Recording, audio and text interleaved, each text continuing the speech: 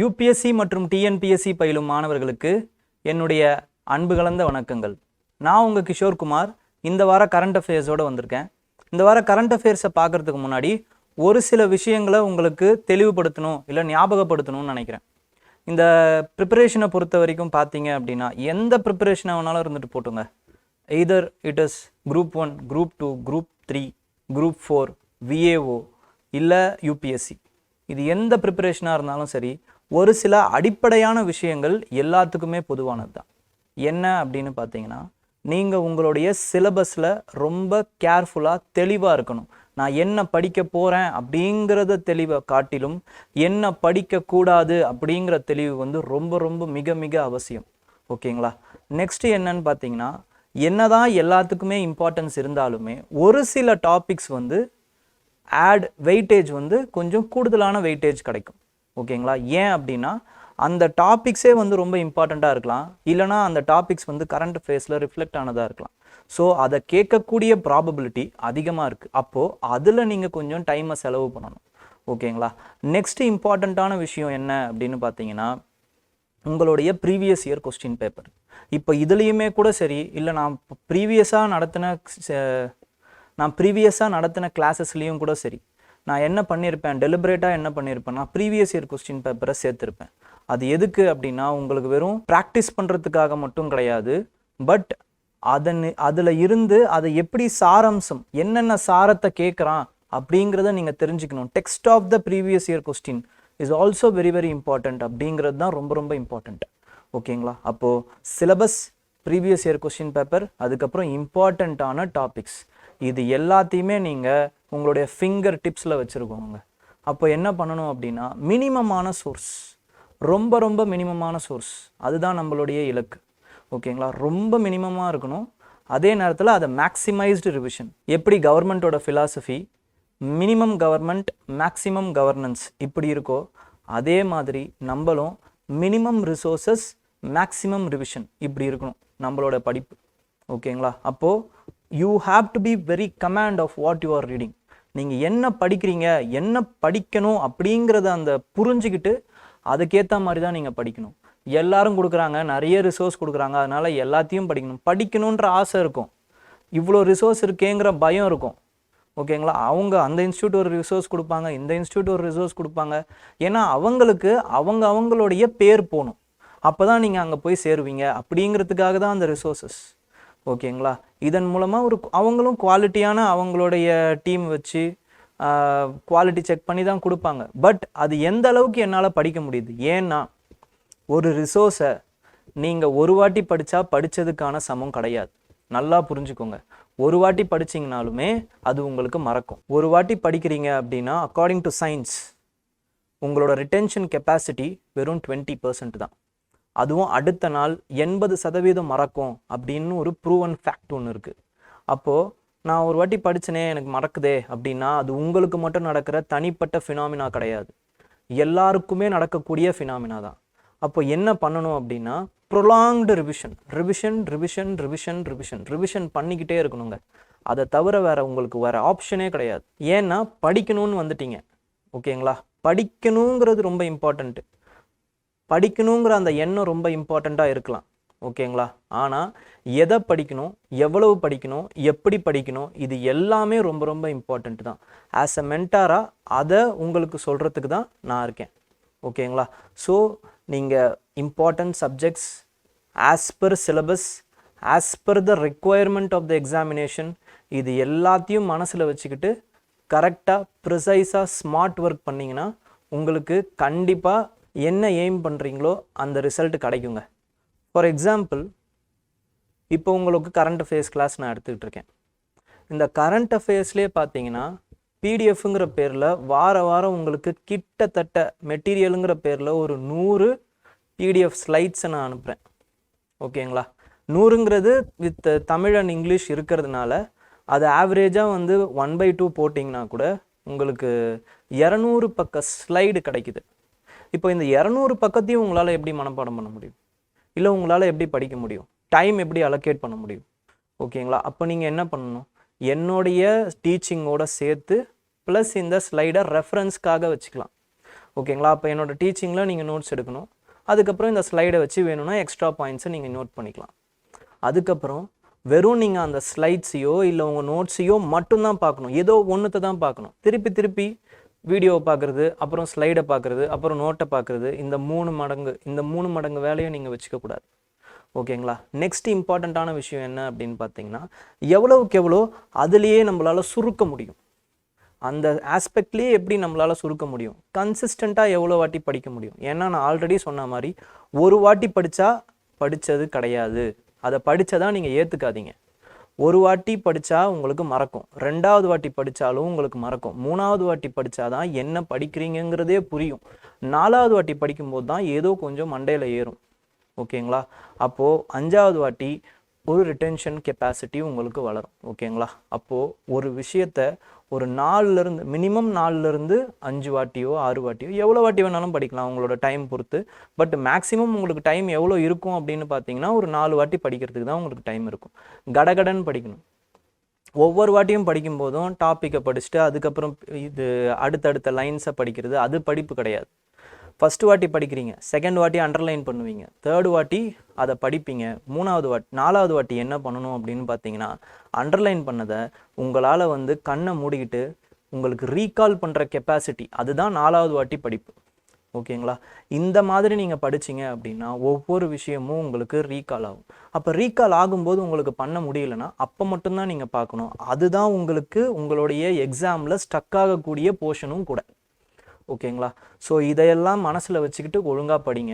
இன்னும் 80 நாள் தான் இருக்குது ஃபார் குரூப் 4. அதுக்கப்புறம் 90 நாள் தான் இருக்குது ஃபார் யூபிஎஸ்சி ஸ்டூடெண்ட்ஸ். ஸோ எல்லாருமே ஒழுங்காக படிங்க, ரீகால் பண்ணுங்கள், மேக்ஸிமம் கொஸ்டின்ஸை அட்டன் பண்ணுங்கள். மேக்ஸிமம் கொஸ்டின்ஸ், அதாவது நான் ப்ராக்டிஸ் கொஸ்டின்ஸை பற்றி சொல்கிறேன். ஓகேங்களா? மேக்ஸிமம் ப்ராக்டிஸ் கொஸ்டின்ஸ் எவ்வளோ பண்ண முடியுமோ அவ்வளோ பண்ணுங்கள். ஃபார் எக்ஸாம்பிள் ஒரு நாளைக்கு அட்லீஸ்ட் 30 கொஸ்டின்ஸாவது ப்ராக்டிஸ் பண்ணுங்கள். At least 30 questions. ஓகேங்களா? நீங்கள் ப்ராக்டிஸ் பண்ண தான் உங்களுக்கு எப்படி பண்ணணும், என்ன மாதிரியான கொஸ்டின்ஸ் வரும், எப்படி நம்ம அந்த கொஸ்டின்ஸை டேக்கிள் பண்ணலாம், இப்படிங்கிற அந்த ரியல் லைஃப் சினாரியோ உங்களுக்கு தெரியும். ஓகேங்களா? ஸோ ஒரு ஆஸ்பிரண்ட்டாக இருந்து ஒரு அதிகாரியாக மாறுறதுக்கு இந்த 3 குவாலிட்டிஸ் ரொம்ப ரொம்ப இம்பார்ட்டண்ட்டாக உங்களுக்கு தேவைப்படுதுங்க. இந்த 3 குவாலிட்டிஸ், இந்த 3 ட்ரைட்ஸ் இருந்தால் போதும் நீங்கள் கண்டிப்பாக ஒரு அச்சீவராக மாறுவீங்க. ஓகேங்களா? First flexibility to the pattern of the exam. Second இம்பார்ட்டண்ட்டான விஷயம் இஸ் டிசிப்ளின் இருக்கணும். ஓகேங்களா? Third is perseverance. டிசிப்ளினோட சேர்ந்த பர்சீவரன்ஸ் இருந்ததுன்னா கண்டிப்பாக உங்களால் ஆஃபீஸராக ஆக முடியும். ஓகேங்களா? So all the best. இதை மனசில் வச்சுக்கிட்டு இந்த வார கரண்ட் அஃபேர்ஸுக்கு நம்ம உள்ளே போகலாம். ஓகேங்களா? ஃபஸ்ட்டு என்ன அப்படின்னு பார்த்தீங்கன்னா தமிழ்நாடு ரிலேட்டட் நியூஸில் first great backyard bird count இந்த சென்சஸை பண்ணியிருக்காங்க. ஓகேங்களா? இதை யார் பண்ணது அப்படின்னு பார்த்தீங்கன்னா கார்னல் இன்ஸ்டிடியூட் பண்ணியிருப்பாங்க. ஓகேங்களா? கார்னல் இன்ஸ்டிடியூட் தான் பண்ணியிருப்பாங்க. இது தமிழ்நாட்டிலையும் இந்தியாவிலையும் ஃபுல்லாக பண்ணியிருப்பாங்க, தமிழ்நாட்டில் இன் பர்டிகுலராக பண்ணியிருக்காங்க. அதனால் தமிழ்நாட்டில் நம்மளுக்கு வந்திருக்கு. தமிழ்நாட்டில் பார்த்தீங்க அப்படின்னா மோர் தேன் 350 ஸ்பீசிஸ் பேர்ட் ஸ்பீசிஸ்க்கு இதை பண்ணியிருக்காங்க. ஓகேங்களா? அதுக்கப்புறம் எந்த டிஸ்ட்ரிக்டில் அதிகமான பேர்ட் ஸ்பீசிஸ் இருக்குது அப்படிங்கிறத கண்டுபிடிச்சிருக்காங்கன்னா இந்த சர்வேல கோயம்புத்தூரில் தான் அதிகமான பேர்ட் ஸ்பீசிஸ் இருக்குது. ஓகேங்களா? நெக்ஸ்ட் அதுக்கு அடுத்து சேலம், அதுக்கு அடுத்து செங்கல்பட்டு. ஓகேங்களா? தமிழ்நாடு ஒட்டுமொத்தமாக எவ்வளோ இடம் பிடிச்சிருக்கு அப்படின்னு பார்த்தீங்கன்னா 7th இடம் பிடிச்சிருக்கு. ஓகே, ரொம்ப ரொம்ப இம்பார்ட்டண்ட். நெக்ஸ்ட் அதுக்கு அடிப்படையான சில கொஸ்டின்ஸ் என்ன அப்படிங்கிறத பார்ப்போம். இந்த கொஸ்டின்ஸ்லாம் நீங்கள் பாஸ் பண்ணி ஃபஸ்ட்டு நீங்களாக போட்டு பார்த்துட்டு அதுக்கப்புறம் ஆன்சர் பாருங்கள். ஓகேங்களா? So first what was the Tamil Nadu's rank among the state in India in terms of number of bird species observed during the Great Bird Species Count in India 2024. அதோடைய answer 7th position. Okay. Next, which district in Tamil Nadu recorded the highest number of bird species during the GBBC India 2024? எந்த district உங்களுக்கே நல்லா தெரியும், it's Coimbatore. ஓகேங்களா? Next இம்பார்ட்டண்ட்டான news என்ன அப்படின்னு பார்த்தீங்கன்னா ஐஐடி மெட்ராஸும் ப்ளஸ் இன்னொரு organisation called translational health science and technology institute, அது ஃபரிதாபாத்தில் இருக்குங்க. ஓகேங்களா?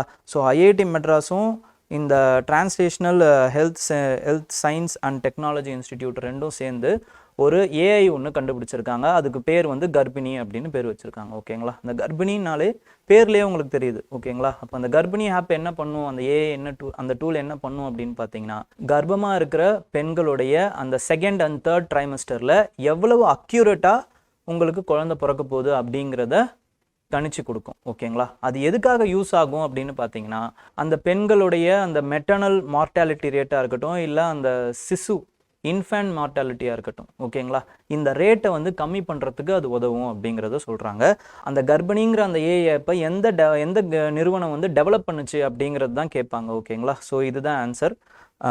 ஐஐடி, அதுக்கப்புறமா வந்து translational health science and technology. ஓகேங்களா, ஸோ கெஸ்டேஷன் பீரியட் அப்படின்னு ஒரு பீரியட் இருக்குங்க. அது என்னன்றதையும் நம்ம பார்த்துருவோம். கெஸ்டேஷன் பீரியட், மகப்பேறு காலம் அப்படின்னு சொல்லுவாங்க.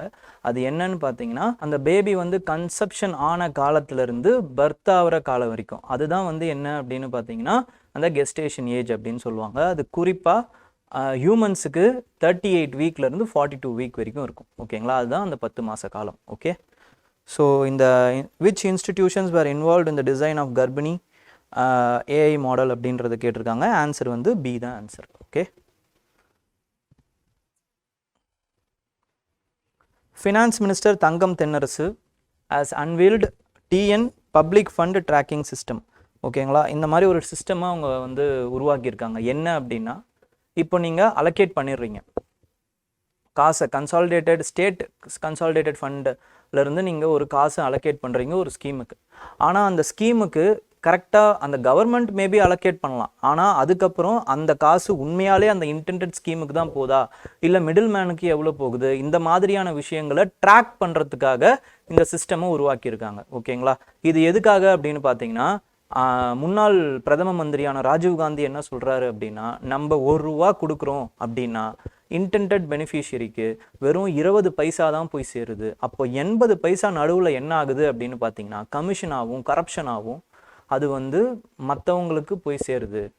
அப்போது அந்த ₹1 ஃபுல்லாக போய் சேர்ற அந்த எஃபெக்டை காட்டிலும் 20 பைசாவுக்கு கம்மியாக தானே இருக்கும். அப்போ அந்த பாவர்ட்டியிலேருந்து அந்த வறுமை, வேலை இல்லா திண்டாட்டம், இது எல்லாமே வந்து பாதிப்பில் தான் கொண்டு போய் நாட்டை வந்து பாதிப்பில் தான் கொண்டு போய் சேர்க்கும் அப்படிங்கிறத அவர் கருதினார். ஓகேங்களா, அதன் அடிப்படையாகவும் நம்ம இதை வச்சு பார்க்கும் பொழுது, அப்போ நம்மளுடைய ஸ்கீம்ஸுக்கு நம்ம ஃபண்ட் அலோகேட் பண்ணுறது யார் யாருக்கு எங்கெங்கே அந்த ஸ்கீமுக்கு எப்படி போய் சேருது அப்படிங்கிறத அந்த ட்ராக்கிங் சிஸ்டம் பண்ணுறதுக்கு இந்த மாதிரி ஒரு சிஸ்டமை கண்டுபிடிச்சிருக்கோம். ஓகேங்களா, இதெல்லாம் நீங்கள் கவர்னன்ஸில் எக்ஸாம்பிளாக எழுதலாம். ஓகே, ஸோ கலங்கியம் அப்படின்ற ஒரு ஆப்பையும் வந்து கிரியேட் பண்ணியிருக்காங்க. இது எதுக்கு அப்படின்னு பார்த்தீங்கன்னா, to facilitate the self service requirements of the state government employees and the pensioners. இதுக்காக அந்த ஆப்பை கிரியேட் பண்ணியிருக்காங்க. ஓகேங்களா, so what features does the Kalanjiyam portal and mobile application offers அப்படின்னா, it facilitates self service requirement of state government employees and pensioners தான் answer. Okay, next வந்து TN's greenhouse gas inventory proposes a significant increase in the solar and wind energy. சூரிய மற்றும் காற்று சக்தியை வந்து நம்ம use பண்ணி நம்மளுடைய நெட் ஜீரோ எமிஷனை வந்து அச்சீவ் பண்ணணும், நெட் ஜீரோ எமிஷன் 2070 அச்சீவ் பண்ணணும் அப்படிங்கிறத சொல்லியிருக்காங்க. அதில் எங்கே சொல்லியிருக்காங்க அப்படின்னு பார்த்தீங்கன்னா, தமிழ்நாடு கிளைமேட் சப்மிட் அப்படின்ற ஒரு சப்மிட் வந்து நம்ம கிரியேட் பண்ணியிருக்கோம், நம்மளோட கவர்மெண்ட் வந்து கிரியேட் பண்ணியிருக்காங்க, அரேஞ்ச் பண்ணியிருக்காங்க. அந்த சப்மிட்டில் ஒரு ரிப்போர்ட் ஒன்று வெளியிட்டிருக்காங்க. என்ன ரிப்போர்ட்னா, Tamil Nadu's green house inventory and pathways for the net zero transition அப்படிங்கிற அந்த ஒரு ரிப்போர்ட்டை வெளியிட்டிருக்காங்க. அதில் என்ன சொல்கிறாங்க அப்படின்னு பார்த்தீங்கன்னா, தமிழ்நாடு வந்து கிட்டத்தட்ட 84% வந்து அதோடைய எமிஷன் இன்டென்சிட்டியை இன்க்ரீஸ் பண்ணியிருக்கு ஃப்ரம் 2005லேருந்து 2019 கம்பேர் பண்ணும்போது அப்படிங்கிறாங்க. அப்போ எவ்வளோ 2019 எவ்வளோ மில்லியன் டன்ஸ் ஆஃப் கார்பன் டை ஆக்சைடை நம்ம வெளியிட்டிருக்கோம் அப்படின்னு பார்த்தீங்கன்னா, கிட்டத்தட்ட 184 மில்லியன் டன்ஸ் ஆஃப் கார்பன் டை ஆக்சைடை நம்ம வெளியிட்டிருக்கோம். ஓகேங்களா, எந்தெந்த செக்டார் கான்ட்ரிபியூட் பண்ணியிருக்கு அப்படின்னா ரொம்ப ரொம்ப இம்பார்ட்டன்ட். இதை வந்து குரூப் 4ல் கேட்கறதுக்கு வாய்ப்பு இருக்குது. எந்த செக்டார் அதிகமான செக்டார் அப்படின்னு பார்த்தீங்கன்னா, எனர்ஜி செக்டார் தான் அதிகமாக வெளியிட்டிருக்கு. 77% of green house gas emissions energy sector வெளியிட்டிருக்கு. அப்போ இந்த ரிப்போர்ட்டில் என்ன சொல்கிறாங்க அப்படின்னா, அப்போ நெட் ஜீரோ எமிஷன் 2070 நம்ம அச்சீவ் பண்ணுறதுக்கு நம்ம கிட்டத்தட்ட 475 gigawatt of solar energy, 90 gigawatts of wind எனர்ஜியை நம்ம வந்து இன்ஸ்டால் பண்ணணும் அப்படிங்கிறாங்க. ஓகேங்களா, So to achieve the net zero emission of 2070, Tamil Nadu requires a combination of which renewable energy sources அப்படின்னா it is 475 gigawatts of solar energy and 90 gigawatts of wind energy. ஓகேங்களா? So இப்போ தேசிய நியூஸுக்கு போகிறோம். National நியூஸில் பார்த்தீங்க அப்படின்னா வந்து first வந்து ஹோரி ஹப்பா ஃபெஸ்டிவல் அப்படின்னு ஒரு ஃபெஸ்டிவல் வந்து கொண்டாடுறாங்க. இது என்ன அப்படிங்கிறத முதல்ல பார்ப்போம். இது வந்து பார்த்தீங்கன்னா கர்நாடகாவில் இந்த ஹோரி ஹப்பா அப்படிங்கிற அந்த ஃபெஸ்டிவல் கொண்டாடுறாங்க. இந்த மாதிரி மாட்டுக்கு அந்த பரிசு பொருட்களை வந்து அந்த மாட்டு மேலே கட்டி விட்டுருவாங்க, ஓட விடுவாங்க. அந்த மாட்டிலேருந்து நம்ம வந்து என்ன பண்ணோம்னா அந்த பரிசு பொருட்களை கலெக்ட் பண்ணுறவங்களுக்கு அந்த பரிசு பொருள் சொந்தம். இது வந்து ஒரு ஃபெஸ்டிவலாக கொண்டாடுவாங்க. தீபாவளி அப்போ இதை கொண்டாடுவாங்க. ஓகேங்களா? இது ரொம்ப இம்பார்ட்டண்ட். அதே மாதிரி சில ஃபெஸ்டிவல் இருக்குது. இது வந்து தமிழ்நாடுடைய ஜல்லிக்கட்டுக்கு நிகரான ஃபெஸ்டிவல் அப்படிங்கிறத சொல்கிறாங்க. ஓகேங்களா? அப்போ ஜல்லிக்கட்டு எப்போ நம்ம கொண்டாடுவோம்? பொங்கல் அப்போ கொண்டாடுவோம். இதே மாதிரி கர்நாடகாவில் இன்னொரு ஃபெஸ்டிவல் இருக்குது. ஓகேங்களா? கம்பாலா ஃபெஸ்டிவல் அப்படின்னு சொல்லுவாங்க. மாட்டை வச்சுக்கிட்டு ஒருத்தர் ஓடுவார். ஓகேங்களா? ரேஸ் மாதிரி நடக்கும் அது. ஓகே, இது இல்லாமல் மகாராஷ்டிராவில் புல்லக்காட் ரேஸ்ட், அது ஃபேமஸ். அதுக்கப்புறம் அசாமில் பார்த்தீங்க அப்படின்னா மோய் ஜூஜு அப்படிங்கிற அந்த ஒரு பஃபலோ ஃபைட், அதுவும் ஃபேமஸ். ஓகேங்களா? இதெல்லாம் என்ன எதுக்காக சொல்கிறேன் அப்படின்னா இதெல்லாம் மேட்ச் த ஃபாலோயிங்கில் கேட்குறதுக்கு நிறைய வாய்ப்பு இருக்குது. ஹோரி ஹப்பா கர்நாடகா, கம்பாலா கர்நாடகா, தமிழ்நாடு, ஜல்லிக்கட்டு தமிழ்நாடு, மோஜூஜு அசாம். ஓகேங்களா? ஸோ இதை மட்டும் நீங்கள் எழுதி வச்சுக்கிட்டு ஞாபகம் வச்சுக்கிட்டா போதும், வேறு எதுவுமே தேவையில்லை. அப்போது எந்த ஆஸ்பெக்டில் ஒரு கரண்ட் அஃபேர்ஸை கேட்க முடியும் அப்படிங்கிறதையும் நீங்கள் கணிக்கணும். அது எப்போ முடியும் அப்படின்னு பார்த்தீங்கன்னா ப்ரீவியஸ் இயர் கொஸ்டின் பேப்பர் உடைய பேட்டர்ன் உங்களுக்கு மனப்பாடமாக தெரிஞ்சால் மட்டும்தான் இந்த மாதிரி பண்ண முடியும். அப்போது இந்த மாதிரி பண்ணும்போது உங்களுக்கு நிறைய டைம் சேவ் ஆகும், நிறைய இன்ஃபர்மேஷன்ஸ், எந்த இன்ஃபர்மேஷனை குறிப்பிட்டு ஞாபகம் வச்சுக்கணும் அப்படிங்கிற அந்த விஷயம் தெரியும். அப்போ எல்லாத்தையும் ஞாபகம் வச்சுக்க தேவையில்ல, ரிவைஸ் பண்ணும்போது இதை மட்டும் ரிவைஸ் பண்ணும்போது உங்களுக்கு டைம் நிறைய இருக்கும், சேவ் ஆகும். ஸோ இந்த மாதிரியான விஷயத்துக்கு தான் நம்ம ப்ரீவியஸ் இயர் கொஸ்டினை அனலைஸ் பண்ணி படிக்கணும். வெறும்னா ABCD, இதுக்கு A, இதுக்கு B, இதுக்கு C இப்படி படிக்கிறது ப்ரீவியஸ் இயர் கொஸ்டின் பேப்பர் படிக்கிறது கிடையாது. ஓகேங்களா? நெக்ஸ்ட் வந்து government making efforts to attain self-sufficiency in the pulses output. ஓகேங்களா? ஸோ பல்சஸில் கவர்மெண்ட் வந்து என்னென்ன மாதிரியான முடிவுகள் எடுக்கிறதுனால பல்சஸோடைய ப்ரொடக்ஷன் இன்க்ரீஸ் ஆகுது அப்படிங்கிற விஷயத்த சொல்கிறாங்க. ஓகேங்களா? கிட்டத்தட்ட பார்த்தீங்க அப்படின்னா பல்சஸோடைய ப்ரொடக்ஷன் நம்மளோட எய்ம் என்ன அப்படின்னா 2070 நம்ம to reduce import and self sufficiency achieve பண்ணணும் அப்படிங்கிறது தான் நம்மளோட எய்ம். ஓகேங்களா? Self sufficiency. ஓகே, அப்போது பல்சஸ் ப்ரொடக்ஷன் பார்த்தீங்க அப்படின்னா it has increased from 17 million டன்ஸ்லேருந்து டார்கெட்டட் ஆஃப் 29.5 மில்லியன் டன்ஸ் வரைக்கும் இன்க்ரீஸ் ஆகிருக்கு அப்படிங்கிறத சொல்கிறாங்க. இது ஒரு சில நேரங்களில் என்ன ஆகும் அப்படின்னு பார்த்தீங்கன்னா பல்சஸோட ப்ரொடக்ஷன் ரொம்ப கம்மியாகும். அப்போ கம்மியாகும் போது எம்எஸ்பியை அதிகமாக ஏற்றி கொடுப்பாங்க. எம்எஸ்பி அப்படிங்கிறது மினிமம் சப்போர்ட் ப்ரைஸ். ஓகேங்களா? இந்த மினிமம் சப்போர்ட் ப்ரைஸை அதிகமாக ஏற்றி கொடுப்பாங்க. அப்போ எல்லாருமே என்ன பண்ணுவாங்க அப்படின்னு பார்த்தீங்கன்னா இந்த பல்சஸை வந்து நிறைய விளைய வைப்பாங்க. அப்படி நிறைய விளைய வைக்கும்போது என்ன ஆகும் அப்படின்னா அந்த பல்சஸோட ப்ரொடக்ஷன் இன்க்ரீஸ் ஆகிடும், ஆனால் ப்ரைஸு கிராஷ் ஆகிடும். ஓகேங்களா? அப்போ நிறைய ப்ரைஸ் வந்து கிராஷ் ஆனதுனால திருப்பி அடுத்த வருஷம் என்ன பண்ணுவாங்க அப்படின்னா வந்து யாருமே பல்சஸை விளைய வைக்க மாட்டாங்க. அப்போ மறுபடியும் வந்து அந்த பல்சஸோட இது வந்து இன்க்ரீஸ் ஆகும், இம்போர்ட் இன்க்ரீஸ் ஆகும். ஓகேங்களா?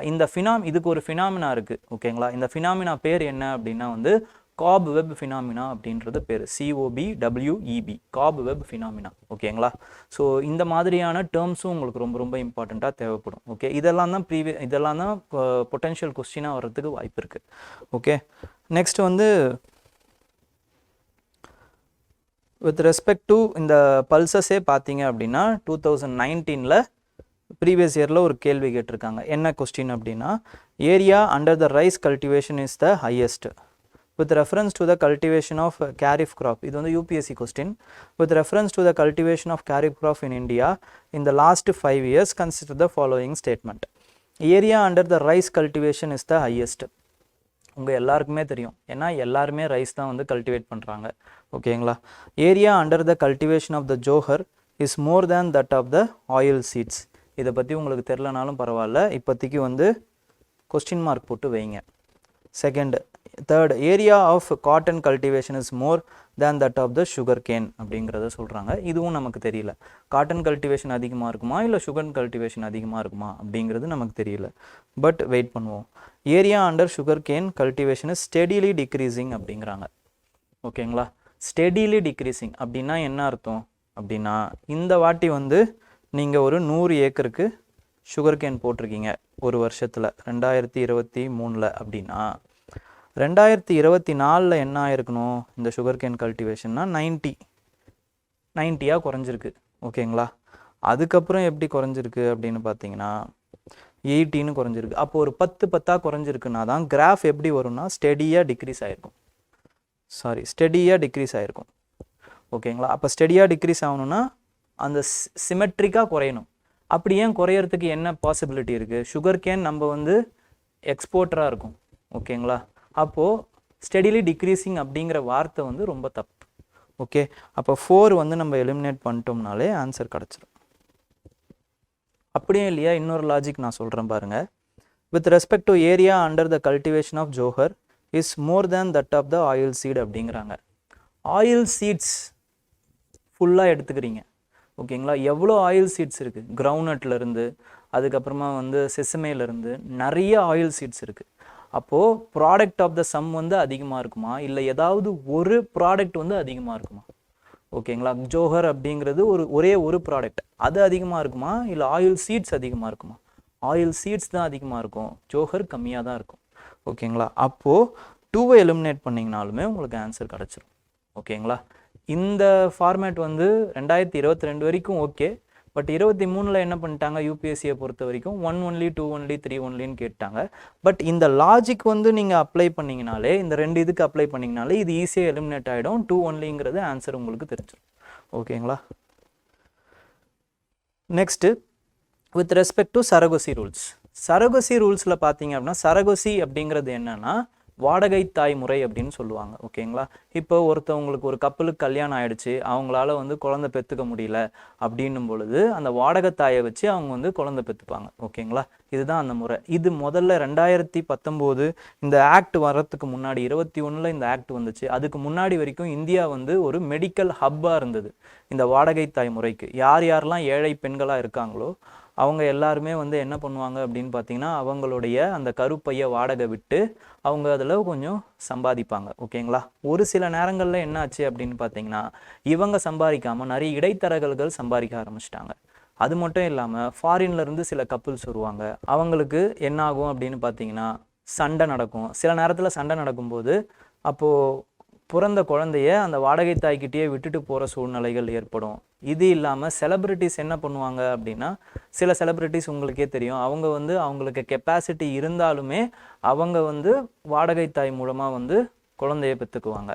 ஸோ இந்த மாதிரியான எக்ஸ்ப்ளாய்டேஷன் எல்லாத்தையுமே வந்து கம்மி பண்ணணும் அப்படிங்கிறதுக்காக கமர்ஷியல் சரகசி அப்படிங்கிற அந்த காசு வாங்கிக்கிட்டு வாடகை தாய் பண்ணுற முறையை இந்த ஆக்ட் வந்து நிறுத்திடுச்சு. வெறும் ஆல்ட்ரிஸ்டிக் சரகசி மட்டும்தான் வந்து இந்த ஆக்ட் வந்து ஓகே பண்ணியிருக்கு. ஓகே, இதில் சில விஷயங்கள் இருக்குது. என்ன அப்படின்னா, இந்த வாடகை தாய் முறையில் ஃபஸ்ட்டு இந்த செக்ஸ் செலெக்ஷன் வந்து இருக்கக்கூடாது. ஏன்னா குறிப்பிட்ட இன்டெண்டட் சைல்டு கிடைக்கல. இப்போ பெண் குழந்தை எதிர்பார்ப்பாங்க, ஆண் குழந்தை பிறந்திருக்கும், ஆண் குழந்தை எதிர்பார்த்துருப்பாங்க, பெண் குழந்தை பிறந்திருக்கும்.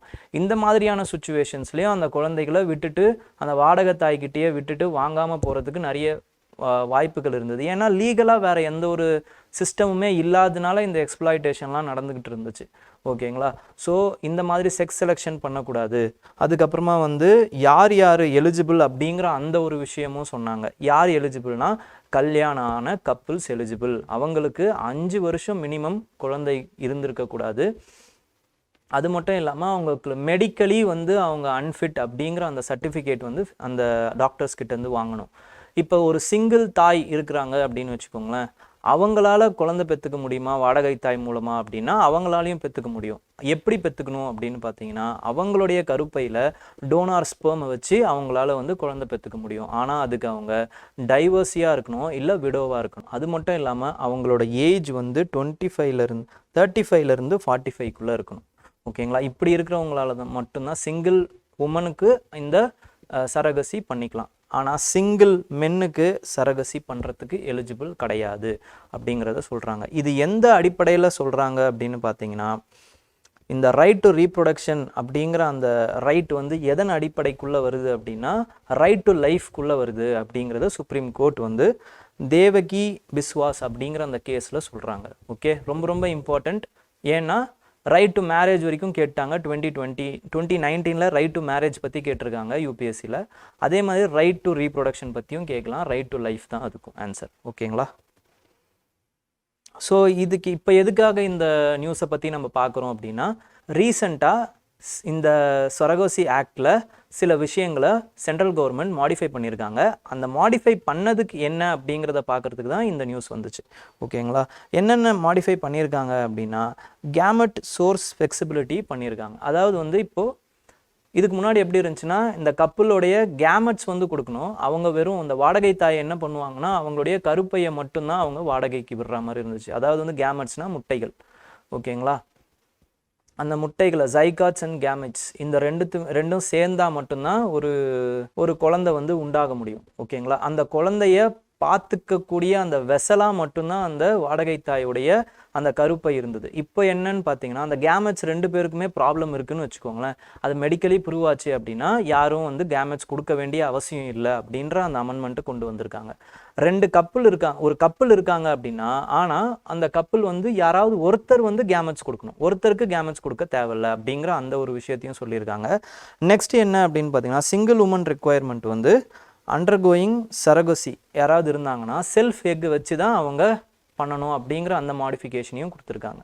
ஓகே, அப்போது 2 டைப்ஸ் ஆஃப் சரகசி இருக்குது. கமர்ஷியல் சரகசி அப்புறம் அல்ட்ரோயிஸ்டிக் சரகசி அப்படிங்கிறத ஞாபகம் வச்சுக்கோங்க. கமர்ஷியல் சரகசியை வந்து நம்ம இந்தியாவில் பேன் பண்ணியிருக்காங்க அப்படிங்கிறதும் உங்களுக்கு தெரியணும். ஓகேங்களா? இப்போ who is eligible to opt for surrogacy in India according to the Surrogacy Regulation Act அப்படின்னா யார் eligible? Any single individual wishing இது கிடையாது. ஏன்னா சிங்கிள் மென் கிடையாதுன்னு நான் சொல்லியிருக்கேன். Married Indian couple with at least 5 years of marriage இவங்களுக்கு தான் எலிஜிபிள். ஓகேங்களா? B is the answer. who oversees the implementation of the adherence of the Surrogacy Regulation Act across the state and union territories அப்படின்னு பார்த்தீங்கன்னா எல்லாருமே பண்ணுவாங்க. ஓகேங்களா? State surrogacy போர்டாக இருக்கட்டும், appropriate authorities in state and union டெரிட்டரிஸாக இருக்கட்டும், நேஷ்னல் சரகசி போர்டாக இருக்கட்டும், எல்லாருமே பண்ணுவாங்க. ஓகேங்களா?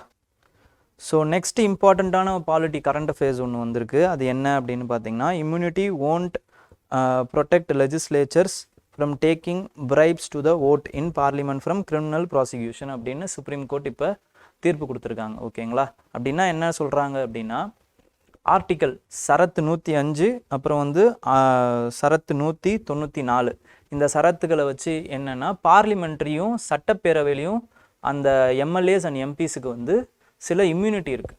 ஓகேங்களா? சில பாதுகாப்புகள் இருக்குது. இந்த பாதுகாப்புகளின் படி என்ன அப்படின்னா, அவங்க இந்த சட்டமன்றத்துக்குள்ளேயோ நாடாளுமன்றத்துக்குள்ளேயோ எந்த முடிவு எடுத்தாலுமே அவங்கள கோர்ட் வந்து கேள்வி கேட்கக்கூடாது அப்படிங்கிறது தான் அந்த இம்யூனிட்டி. ஓகேங்களா? இது அவங்களுடைய கிரிமினல் ப்ரொசீடிங்ஸுக்கும் பொருந்துமா அப்படிங்கிறது தான் அந்த கேஸுடைய ஒரு மூலம்சம். என்ன ஆகுது அப்படின்னா, ஜார்க்கண்ட் முக்தி மோர்ச்சா அப்படிங்கிற அந்த கட்சி இருக்குங்க, ஒரு கட்சி இருக்குது. அதில் சீதா சோரன் அப்படின்ற ஒருத்தவங்க ஒரு எம்எல்ஏ. அவங்க என்ன பண்ணுறாங்க அப்படின்னா, ஒரு குறிப்பிட்ட மசோதாவுக்கு ஆதரவளித்து நான் சட்டமன்றத்தில் வாக்களிக்கிறேன் அப்படின்ற பேரில் ஒத்துக்கிட்டு பிரைப் வாங்குறாங்க. அதாவது வந்து லஞ்சம் வாங்குறாங்க. ஓகேங்களா? இந்த லஞ்சம் வாங்கி அந்த ஒரு ஓட்டை போடுறாங்க. இது என்ன ஆகுது அப்படின்னு பார்த்தீங்கன்னா, அந்த லஞ்சம் வாங்குறாங்கன்றது ப்ரூவ் ஆகுது. அவங்க கோர்ட்டுக்கு போகும்போது அந்த கோர்ட் என்ன சொல்கிறாங்கன்னா, 1998 அவங்க உள்ளுக்குள்ளே சட்டமன்றத்துக்குள்ளே இவங்களுக்கு அந்த இம்யூனிட்டி பொருந்தும் அப்படின்னு சொல்லிடுறாங்க. ஏன்னா அந்த 105லையும் அந்த 1994லையும் என்ன சொல்ல வராங்க அப்படின்னா,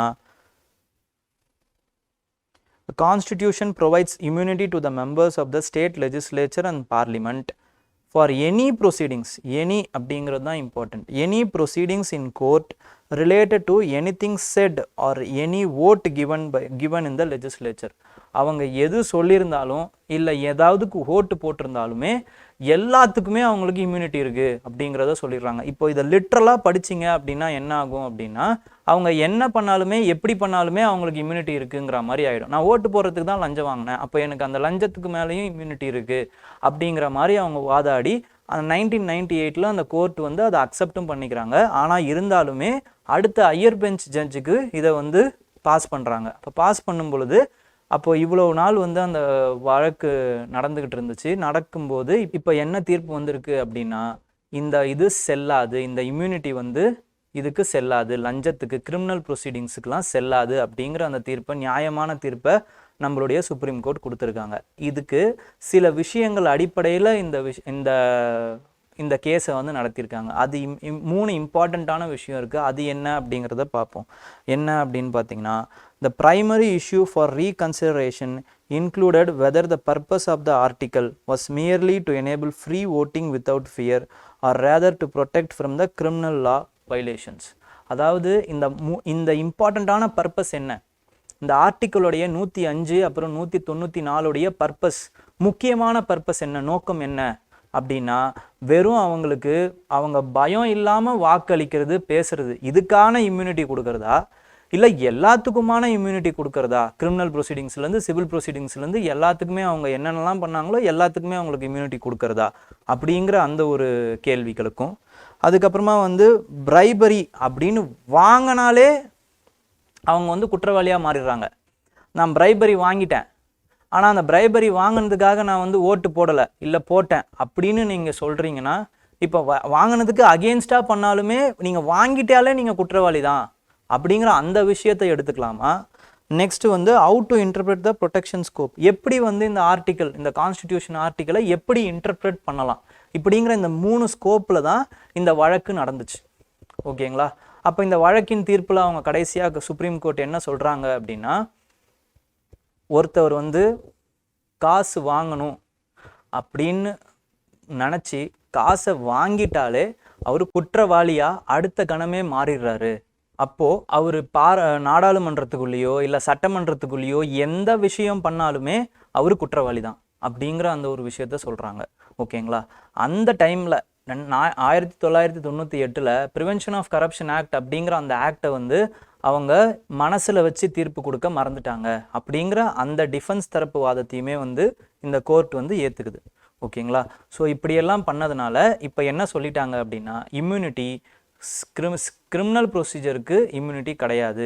பிரைப் வாங்கிட்டு ஒருத்தவங்க சட்டமன்றத்திலேயோ பாராளுமன்றத்திலேயோ ஓட்டு போடக்கூடாது. அப்படி போட்டாங்கன்னா அவங்களுக்கு அந்த பார்லிமெண்ட்ரி ப்ரிவிலேஜஸ் கிடையாது அப்படிங்கிற அந்த விஷயத்த சொல்லிடுறாங்க. ஓகேங்களா? ஸோ இது தொடர்பாக பார்த்தீங்க அப்படின்னா, ப்ரீவியஸ் இயரில் இது வந்து 2014 யூபிஎஸ்சியில் கேட்ட கொஸ்டின். ஓகே, GS2 கேட்ட கொஸ்டின். இதை ஒரு வாட்டி எழுதி பாருங்கள். நெக்ஸ்ட் இன்டர்நேஷ்னல் நியூஸ் என்ன அப்படின்னா, UAE யுனைடெட் அரப் எமிரேட்ஸ் இவங்க இருக்காங்கள்ல, இவங்களுடைய ஹெட் குவார்ட்டர்ஸ் என்ன அப்படிங்கிறத சொல்லுங்கள். ஓகே, UAEயோட ஹெட் குவார்ட்டர்ஸ் என்ன அப்படிங்கிறத கமெண்ட்டில் சொல்லுங்கள்.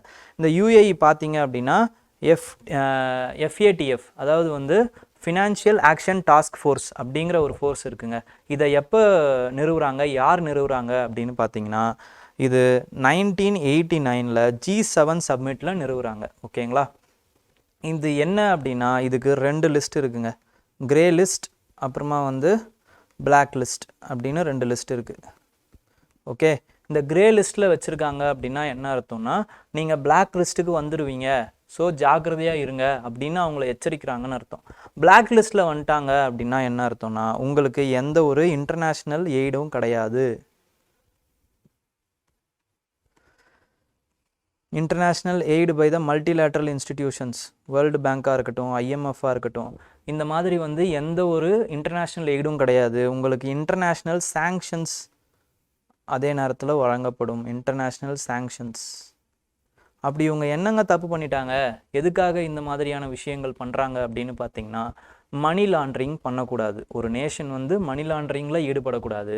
அது மட்டும் இல்லாமல் டெரர் ஃபினான்சிங்கில் ஈடுபடக்கூடாது. இப்படி ஏதாவது ஒரு நேஷன் ஈடுபட்டுச்சு அப்படிங்கிற அந்த விஷயம் வந்து மற்ற கண்ட்ரீஸுக்கு தெரிஞ்சுது அப்படின்னா, டெவலப்டு கண்ட்ரீஸுக்கோ தெரிஞ்சிருச்சு அப்படின்னா, இந்த FATF அந்த லிஸ்ட்டில் வந்து அவங்கள ஆட் பண்ணிடுவாங்க. அப்போ ஆட் பண்ணிட்டாங்கன்னா இவங்களுக்கு இன்டர்நேஷ்னல் சாங்ஷன்ஸ் வந்துடும். ஓகேங்களா?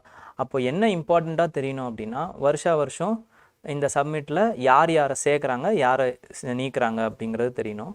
எப்பயுமே வந்து பிளாக் லிஸ்ட்டில் யார் இருப்பாங்க அப்படின்னா வந்து நார்த் கொரியா இருக்கும், அதுக்கப்புறம் ஈரான் இருக்கும், அதுக்கப்புறமா வந்து மியான்மர் இருக்குது. இப்போ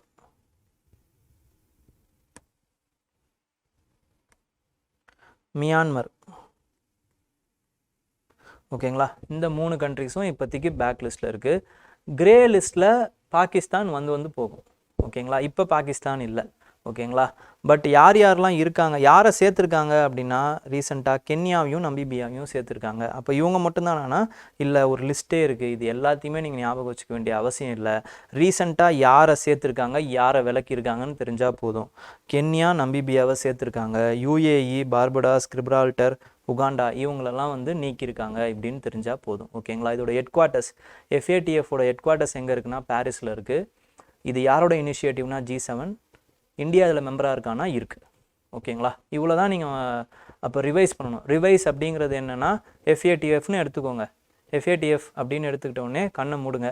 கண்ணை மூடினோடனே இது எப்போ வந்து இதை ஸ்டார்ட் பண்ணாங்க? 1989.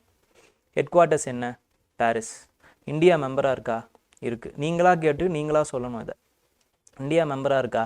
இருக்குது. என்னத்துக்காக இது அகேன்ஸ்டா? Money laundering and terror financing. இதை என்ன பண்ணுறாங்க இப்போ அப்படின்னா 2 லிஸ்ட்டு வச்சுருக்காங்க. அது என்ன list? Grey list, black list. Black லிஸ்ட்டில் யார் இருக்கா? Iran, North Korea, Myanmar. Grey லிஸ்ட்டில் இப்போ ரீசெண்டாக யாரை சேர்த்துருக்காங்க? Namibia, Kenya. யாரை எடுத்திருக்காங்க? யூஏஇ, உகாண்டா, கிரிப்ரால்டர், அதுக்கப்புறமா வந்து பார்படாஸ். ஓகேங்களா. இவங்களெல்லாம் எடுத்திருக்காங்க. நெக்ஸ்ட் வந்து என்ன அப்படின்னா பிளாக் லிஸ்ட்டில் இருந்தால் என்ன? இன்டர்நேஷ்னல் எய்டு கிடைக்காது அவங்களுக்கு கஷ்டமாக இருந்தால். கஷ்டம் கொடுக்கறதுக்கு என்ன பண்ணுறாங்க? சாங்ஷன்ஸ் பண்ணுறாங்க. இவ்வளோ தான், தூக்கி போட்டு போயினே இருக்கணும். அடுத்த இது ரிவைஸ் பண்ண போயிடணும். ஓகேங்களா. இது 4th ரிவிஷனில் பண்ணணும் நீங்கள். ஓகே. நெக்ஸ்ட் வந்து என்விரான்மெண்ட்டை பொறுத்த வரைக்கும் பார்த்தீங்க அப்படின்னா கன்வென்ஷன் ஆன் மைக்ரேட்டரி ஸ்பீசிஸில் 14th கான்ஃபரன்ஸ் ஆஃப் பார்ட்டிஸ் நடந்திருக்கு. இந்த கான்ஃபரன்ஸ் ஆஃப் பார்ட்டிஸ்னால் ஆல்ரெடி என்னன்றதை உங்களுக்கு சொல்லியிருக்கேன், திருப்பி ஒரு வாட்டி சொல்கிறேன். இந்த ஒரு இன்டர்நேஷ்னல் கன்வென்ஷன் வச்சுக்கோங்களேன். என்ன பண்ணுவாங்கன்னா இப்போ பேசிக்காக ஒரு ப்ராப்ளம் இருக்கும். ஒரு ப்ராப்ளம் ஃபார் எக்ஸாம்பிள் இப்போ ஓசோனில் ஹோல் இருக்குதுன்னு வச்சுக்கோங்களேன். இந்த ஹோலை வந்து நம்ம எப்படி வந்து சரி பண்ணலாம் அப்படின்ட்டு ஒரு கன்வென்ஷன் போடுவாங்க. அந்த கன்வென்ஷனுக்கு பேர் என்ன வைப்பாங்க அப்படின்னு பார்த்தீங்கன்னா எந்த நாட்டில் போய் எந்த கண்ட்ரியில் போயோ இல்லை எந்த நகரத்தில் போய் வைக்கிறாங்களோ அந்த கன்வென்ஷனை அந்த பேருக்கு வச்சுருவாங்க. அப்போ மான்ட்ரியல் கன்வென்ஷன்னு பேர் ஓசோன் ஹோலுக்கு. அப்போ அங்கே இது கொடுத்துருக்காங்கன்னு அர்த்தம். அப்போ அங்கே ஒரு முடிவு எடுப்பாங்க. ஓகேங்களா. அந்த முடிவுக்கு என்ன பண்ணுவாங்கன்னா ஒரு எல்லா பார்ட்டிஸும் வந்து சேருவாங்க. அப்போ சேரும்போது என்னன்னு பார்த்தீங்கன்னா வருஷம் அவங்க ஃபாலோ அப் இருக்கணும் அப்படின்னா கான்ஃபரன்ஸ் வைப்பாங்க அந்த கன்வென்ஷன் அடிப்படையில். அப்போது அந்த சேர்ந்த பார்ட்டிஸ்லாம் வந்து அந்த வருஷம் வர கன்வென்ஷனுக்கு கான்ஃபரன்ஸ் ஆஃப் பார்ட்டிஸ் அப்படின்னு பேர் வைப்பாங்க. இவ்வளோ தான். ஓகேங்களா. அப்போது ஒவ்வொரு கன்வென்ஷனுக்கும் ஒரு கான்ஃபரன்ஸ் ஆஃப் பார்ட்டிஸ் அவங்க மெம்பர்ஸ் வந்து கலந்துப்பாங்க, பேசுவாங்க, என்னென்ன பண்ணலாம், எதை சேர்க்கலாம், எதை நீக்கலாம் அப்படிங்கிற அந்த முடிவு எடுப்பாங்க. ஓகேங்களா. இதுதான் கான்ஃபரன்ஸ் ஆஃப் பார்ட்டிஸ். அப்போ UNFCCC அப்படின்னு சொல்லுவாங்க, United Nations framework for compacting climate change. இதுக்கு COP இருக்குது. யுனைடெட் நேஷன்ஸ் CBDன்னு சொல்லுவாங்க, convention on biodiversity, biological diversity. இதுக்கு தனியாக CBD இருக்குது, இதுக்கு தனியாக COP இருக்குது. அந்தந்த மெம்பர்ஸ் அவங்க வருஷம் கூடுறது தான் கான்ஃபரன்ஸ் ஆஃப் பார்ட்டிஸ். அதே மாதிரியே கன்வென்ஷன் ஆன் மைக்ரேட்டரி ஸ்பீசிஸ்னு ஒரு அமைப்பு இருக்குது. அவங்க என்ன பண்ணுறாங்க அப்படின்னு பார்த்தீங்கன்னா இந்த மைக்ரேட்டரி ஸ்பீசிஸ் ஒரு நாட்டிலேருந்து இன்னொரு நாட்டுக்கு வந்து மைக்ரேஷன் நடக்கும். மைக்ரேஷன் ஒன்றே உங்களுக்கு என்ன ஞாபகம் வரும் அப்படின்னா வெறும் பறவைகள் தான் ஞாபகம் வரும். ஆனால் பறவைகள் மட்டும் மைக்ரேட் ஆகிறது இல்லை. நீர்லேயும் சரி, நிலத்துலேயும் சரி, ஆகாயத்துலேயும் சரி, எல்லா உயிரினங்களுமே வந்து ஒரு நாட்டை விட்டு ஒரு நாட்டுக்கு பிழைப்புக்காகவோ இல்லை உணவுக்காகவோ இனப்பெருக்கத்துக்காகவோ மைக்ரேட் ஆகிட்டே தான் இருக்குது. ஓகேங்களா. அப்போ அந்த நாடு அந்த இனங்கள் எல்லாத்தையுமே நம்ம பாதுகாக்கணும் அப்படிங்கிற அந்த நோக்கத்தோடு ஆரம்பிக்கப்பட்டது தான் இந்த கன்வென்ஷன் ஆன் மைக்ரேட்டரி ஸ்பீசிஸ். இதை எங்கே அமைக்கிறாங்க அப்படின்னு பார்த்தீங்கன்னா பான் அப்படிங்கிற அந்த ஜெர்மனி அப்படிங்கிற அந்த நாட்டில் அந்த இடத்துல ஆரம்பிக்கிறாங்க. அதுக்கு பேர் பான் கன்வென்ஷனும் பேர், BONN. ஓகேங்களா. இது எந்த வருஷத்தில் ஆரம்பிக்கிறாங்க அப்படின்னு பார்த்தீங்கன்னா 1983 ஆரம்பிக்கிறாங்க. 1983 இருந்தே இந்தியா வந்து மெம்பராக இருக்குது. ஓகே. நெக்ஸ்ட் வந்து இம்பார்ட்டண்ட்டான விஷயம் என்னென்னா இதுக்கு 2 அப்பெண்டெக்ஸ் இருக்குது. ஓகேங்களா. 2 அப்பெண்டெக்ஸ் இருக்குது, அப்பெண்டெக்ஸ் 1, அப்பெண்டெக்ஸ் 2. அப்பெண்டெக்ஸ் 1ல் அப்போ என்ன இருக்கும்? என்டேஞ்சர்டு ஸ்பீசிஸ் இருக்கும். அப்பெண்டெக்ஸ் 2ல் என்ன இருக்கும்? அதை விட கம்மியான டேஞ்சரில் இருக்க ஸ்பீசிஸ் இருக்கும். இவ்வளோ தான். இப்போது இதை சேர்க்கலாம், இதில் என்னென்ன சேர்க்கலாம் அப்படிங்கிற எந்தெந்த மைக்ரேட்டரி ஸ்பீசிஸை சேர்க்கலாம் அப்படிங்கிறது தான் வருஷம் கூடுவாங்க. இல்லை வேறு ஏதாவது இம்பார்ட்டண்ட்டான முடிவு எடுக்கிறதுக்கு வருஷம் கூடுவாங்க. இந்த வருஷம் எங்கே கூடியிருக்காங்கன்னா சமர்கண்டில் கூடியிருக்காங்க. ஓகேங்களா. இந்த சமர்கண்டில் கூடியிருக்காங்க. அதில் ஒரு 14 ஸ்பீசிஸ் மைக்ரேட்டரி ஸ்பீசிஸை சேர்க்கணும்னு முடிவெடுத்திருக்காங்க. அதில் நமக்கு ரொம்ப இம்பார்ட்டண்ட்டான ஸ்பீசிஸ் என்னென்ன அப்படின்னு பார்த்தீங்கன்னா இந்தியன் ஸ்கிம்மர் அப்படிங்கிற ஒரு பேர்ட் ஸ்பீசிஸ். ஏன் இது இம்பார்ட்டன்னா இந்தியா வந்து இனிஷியேட் பண்ணியிருக்கு. இந்தியா அண்ட் பங்களாதேஷ் சேர்ந்து இந்த ஸ்பீசிஸை சேருங்க அப்படின்னு சொல்லியிருக்கு. இதோட IUCN ஸ்டேட்டஸ் பார்த்தீங்க அப்படின்னா என்டேஞ்சர்டு. அதுக்கப்புறம் ஆக்ஸ்பில் டர்ட்டில் அதையுமே வந்து சேர்த்துருக்காங்க. ஓகேங்களா. ஆக்ஸ்பில் டர்ட்டிலும் இந்தியாவில் இருக்குது. அந்தமான் நிக்கோபார் லக்ஷத்தீப் இதிலெல்லாம் வரும். ஓகேங்களா. ஆக்ஸ்பில் டர்ட்டில் அதோடைய ஸ்பீசிஸும் பார்த்தீங்கன்னா கிரிட்டிக்கலி என்டேஞ்சர்டாக இருக்குது. அதுக்கப்புறம் ஏஞ்சல் ஷார்க் அப்படிங்கிற அந்த ஒரு ஷார்க் ஸ்பீசிஸையும் சேர்த்துருக்காங்க. ஏன்னா இதுவுமே கிரிட்டிக்கல் என்டேஞ்சர்டாக இருக்குது. ஓகேங்களா. ஸோ இதெல்லாம் இம்பார்ட்டண்ட்டான ஸ்பீசிஸ். இதை வந்து கேட்கறதுக்கு ஸ்பீசிஸ் இன் நியூஸ் அப்படிங்கிற அந்த விஷயத்தில் கேட்கறதுக்கு நிறைய வாய்ப்புகள் இருக்குது. ஓகேங்களா.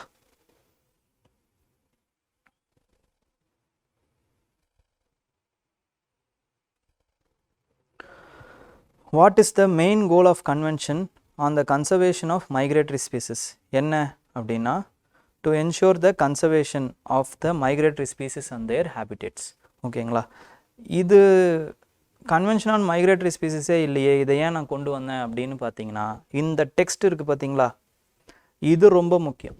என்ன டெக்ஸ்ட் சொல்லியிருக்காங்க, IUCN அப்படிங்கிற அந்த ஒரு association is an organ of united நேஷன்னு சொல்லியிருக்காங்க. இது இல்லைன்றது உங்களுக்கு தெரியும், ஏன்னா இது ஒரு NGO. ஓகேங்களா. இப்போ அப்படியே இப்படி வாங்க, யுனைடெட் CMSக்கு வாங்க. ஓகேங்களா. CMSக்கு வரும் பொழுது இதில் நீங்கள் என்ன பார்ப்பீங்க அப்படின்னா it is the only UN based global organisation that has exclusively established for managing the conserving the migratory species அப்படிங்கிறத நீங்கள் பார்ப்பீங்க. ஓகேங்களா. மைக்ரேட்டரி ஸ்பீசிஸுக்கு UN-ஆல் பரிந்துரைக்கப்பட்ட ஒன்லி நிறுவனம், ஒரே ஒரு நிறுவனம். ஓகேங்களா. அப்போது இந்த டெக்ஸ்ட் வந்து இம்பார்ட்டண்ட் ஆகுது. இப்போ ப்ரீவியஸ் இயரில் கேட்ட ஆஸ்பெக்டில் எப்படி படிக்கணும் அப்படிங்கிறது தான் இதோட இம்பார்ட்டன்ஸ். ஓகேங்களா. அதுக்காக தான் அந்த 2015 கேட்ட கொஸ்டினை நம்ம ஆட் பண்ணியிருக்கோம். ஓகே. இப்போ ஆனால் அதையும் நம்ம சால்வ் பண்ணிடலாம். UNCC not an organ of United Nations. ஓகேங்களா. IUCN வந்து it runs thousands of field projects around the world அப்படிங்கிறது correct. sites is legally binding அப்படிங்கிறதும் கரெக்டு. ஓகேங்களா. இது வந்து லீகலி பைண்டிங். ஓகே. லீகலி பைண்டிங்னா என்ன அர்த்தம்னா இன்டர்நேஷ்னல் அந்த நேஷ்னல் இப்போ ராட்டிஃபை பண்ணிடுறாங்க, ஒரு நாடு வந்து அதை ஒத்துக்குது, சைட்ஸை ஒத்துக்குது அப்படின்னா நீங்கள் போயிட்டு என்ன பண்ணணும்னா அதுக்கு ஏற்ற மாதிரி உங்களோட ஒரு நேஷ்னல் லாவை போடணும்னு அர்த்தம். ஓகேங்களா. அதுதான் சைட்ஸ், அதுதான் லீகலி பைண்டிங்னு அர்த்தம். இப்போ என்ன பண்ணியிருக்கோம் அதுக்காக அப்படின்னா இந்த லீகலி பைண்டிங்காக நம்ம வைல்ட் லைஃப் ப்ரொடெக்ஷன் ஆக்ட் 1973 நம்ம அமெண்ட் பண்ணியிருக்கோம் with respect to the CITES. ஓகேங்களா. Very very important. இதை இப்போ கேட்குறதுக்கு நிறைய வாய்ப்புகள் இருக்குது. ஸோ இதோட ஆன்சர் என்ன அப்படின்னா 213 தான் answer. Next international big cat alliance head quarters வந்து இந்தியாவில் இருக்கும், இந்தியாவில் வரப்போகுது அப்படின்னு சொல்லியிருக்காங்க. அந்த lines of international solar alliance. இன்டர்நேஷ்னல் சோலார் அலையன்ஸோட ஹெட் குவார்ட்டர்ஸ் எங்கே இருக்குன்னு கமெண்ட்டில் சொல்லுங்கள். ஓகேங்களா. இப்போது அதுக்காக சென்டர் என்ன பண்ணியிருக்குன்னா ஒரு 150 கோடி அலோகேட் பண்ணியிருக்குங்க. ஓகே. அது ரொம்ப இம்பார்ட்டண்ட். இது யார் யாரெல்லாம் கலந்துக்கலாம் அப்படின்னா இது ஒரு அலையன்ஸ்னு வருது பாருங்கள். அப்படின்னா என்ன அர்த்தம்னா நாடுகள், இன்டர்நேஷ்னல் கவர்மெண்ட்ஸ் கலந்துக்கலாம், நான் ப்ராஃபிட் ஆர்கனைசேஷன் கலந்துக்கலாம், அதுக்கப்புறமா வந்து கார்ப்பரேட்ஸ் கலந்துக்கலாம். ஸோ இந்த மாதிரி வந்து பலதரப்பட்ட நிறுவனங்கள், இண்டிவிஜுவல்ஸ் கலந்துக்கலாம், யார் வேணாலும் இருக்கலாம் அப்படிங்கிறதுக்கு பேர் தான் அலையன்ஸ்ன்னு சொல்லுவாங்க. ஓகேங்களா. இன்டர்நேஷ்னல்னு வருது பாருங்கள். அதே மாதிரி இப்போ கவர்மெண்ட்ஸுக்கும் இடையே இருக்குது அப்படின்னா அதோடைய பேர் இன்டர் கவர்மெண்டல் அப்படின்னு வரும். ஓகே. ஸோ இந்த பிக் கேட் அலையன்ஸில் என்ன இம்பார்ட்டன்ட்னா 150 கோடி வந்து அலோகேட் பண்ணியிருக்காங்க ஃபார் த 5 years 2023-24 27-28 வரைக்கும்.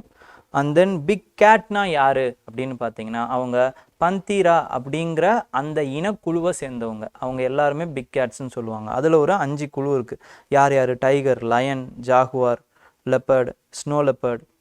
பந்தீரா இல்லாமல் ஒரு 2 விஷயம் இருக்குது, என்னென்னா பூமா அப்புறம் சீட்டா. அப்போ இந்தியாவில் என்னென்னலாம் இருக்குது அப்படின்னா என்ன இல்லைங்கிறத ஞாபகம் வச்சுக்கிட்டிங்கன்னா போதும். பூமா இல்லை, அதே மாதிரி ஜாகுவார் இல்லை. ஓகேங்களா. இந்த 2ம் இல்லை, மற்ற எல்லாமே இருக்குது இந்தியாவில். சீட்டாவை இப்போ இன்ட்ரடியூஸ் பண்ணியிருக்காங்க. எங்கே இன்ட்ரடியூஸ் பண்ணியிருக்காங்க? குனோ பல்பூர் அப்படிங்கிற அந்த நேஷ்னல் பார்க்கில். அந்த நேஷ்னல் பார்க் எங்கே இருக்குது? மத்திய பிரதேஷில் இருக்குது. ஓகேங்களா? ஸோ இதெல்லாம் ரொம்ப இம்பார்ட்டண்ட்.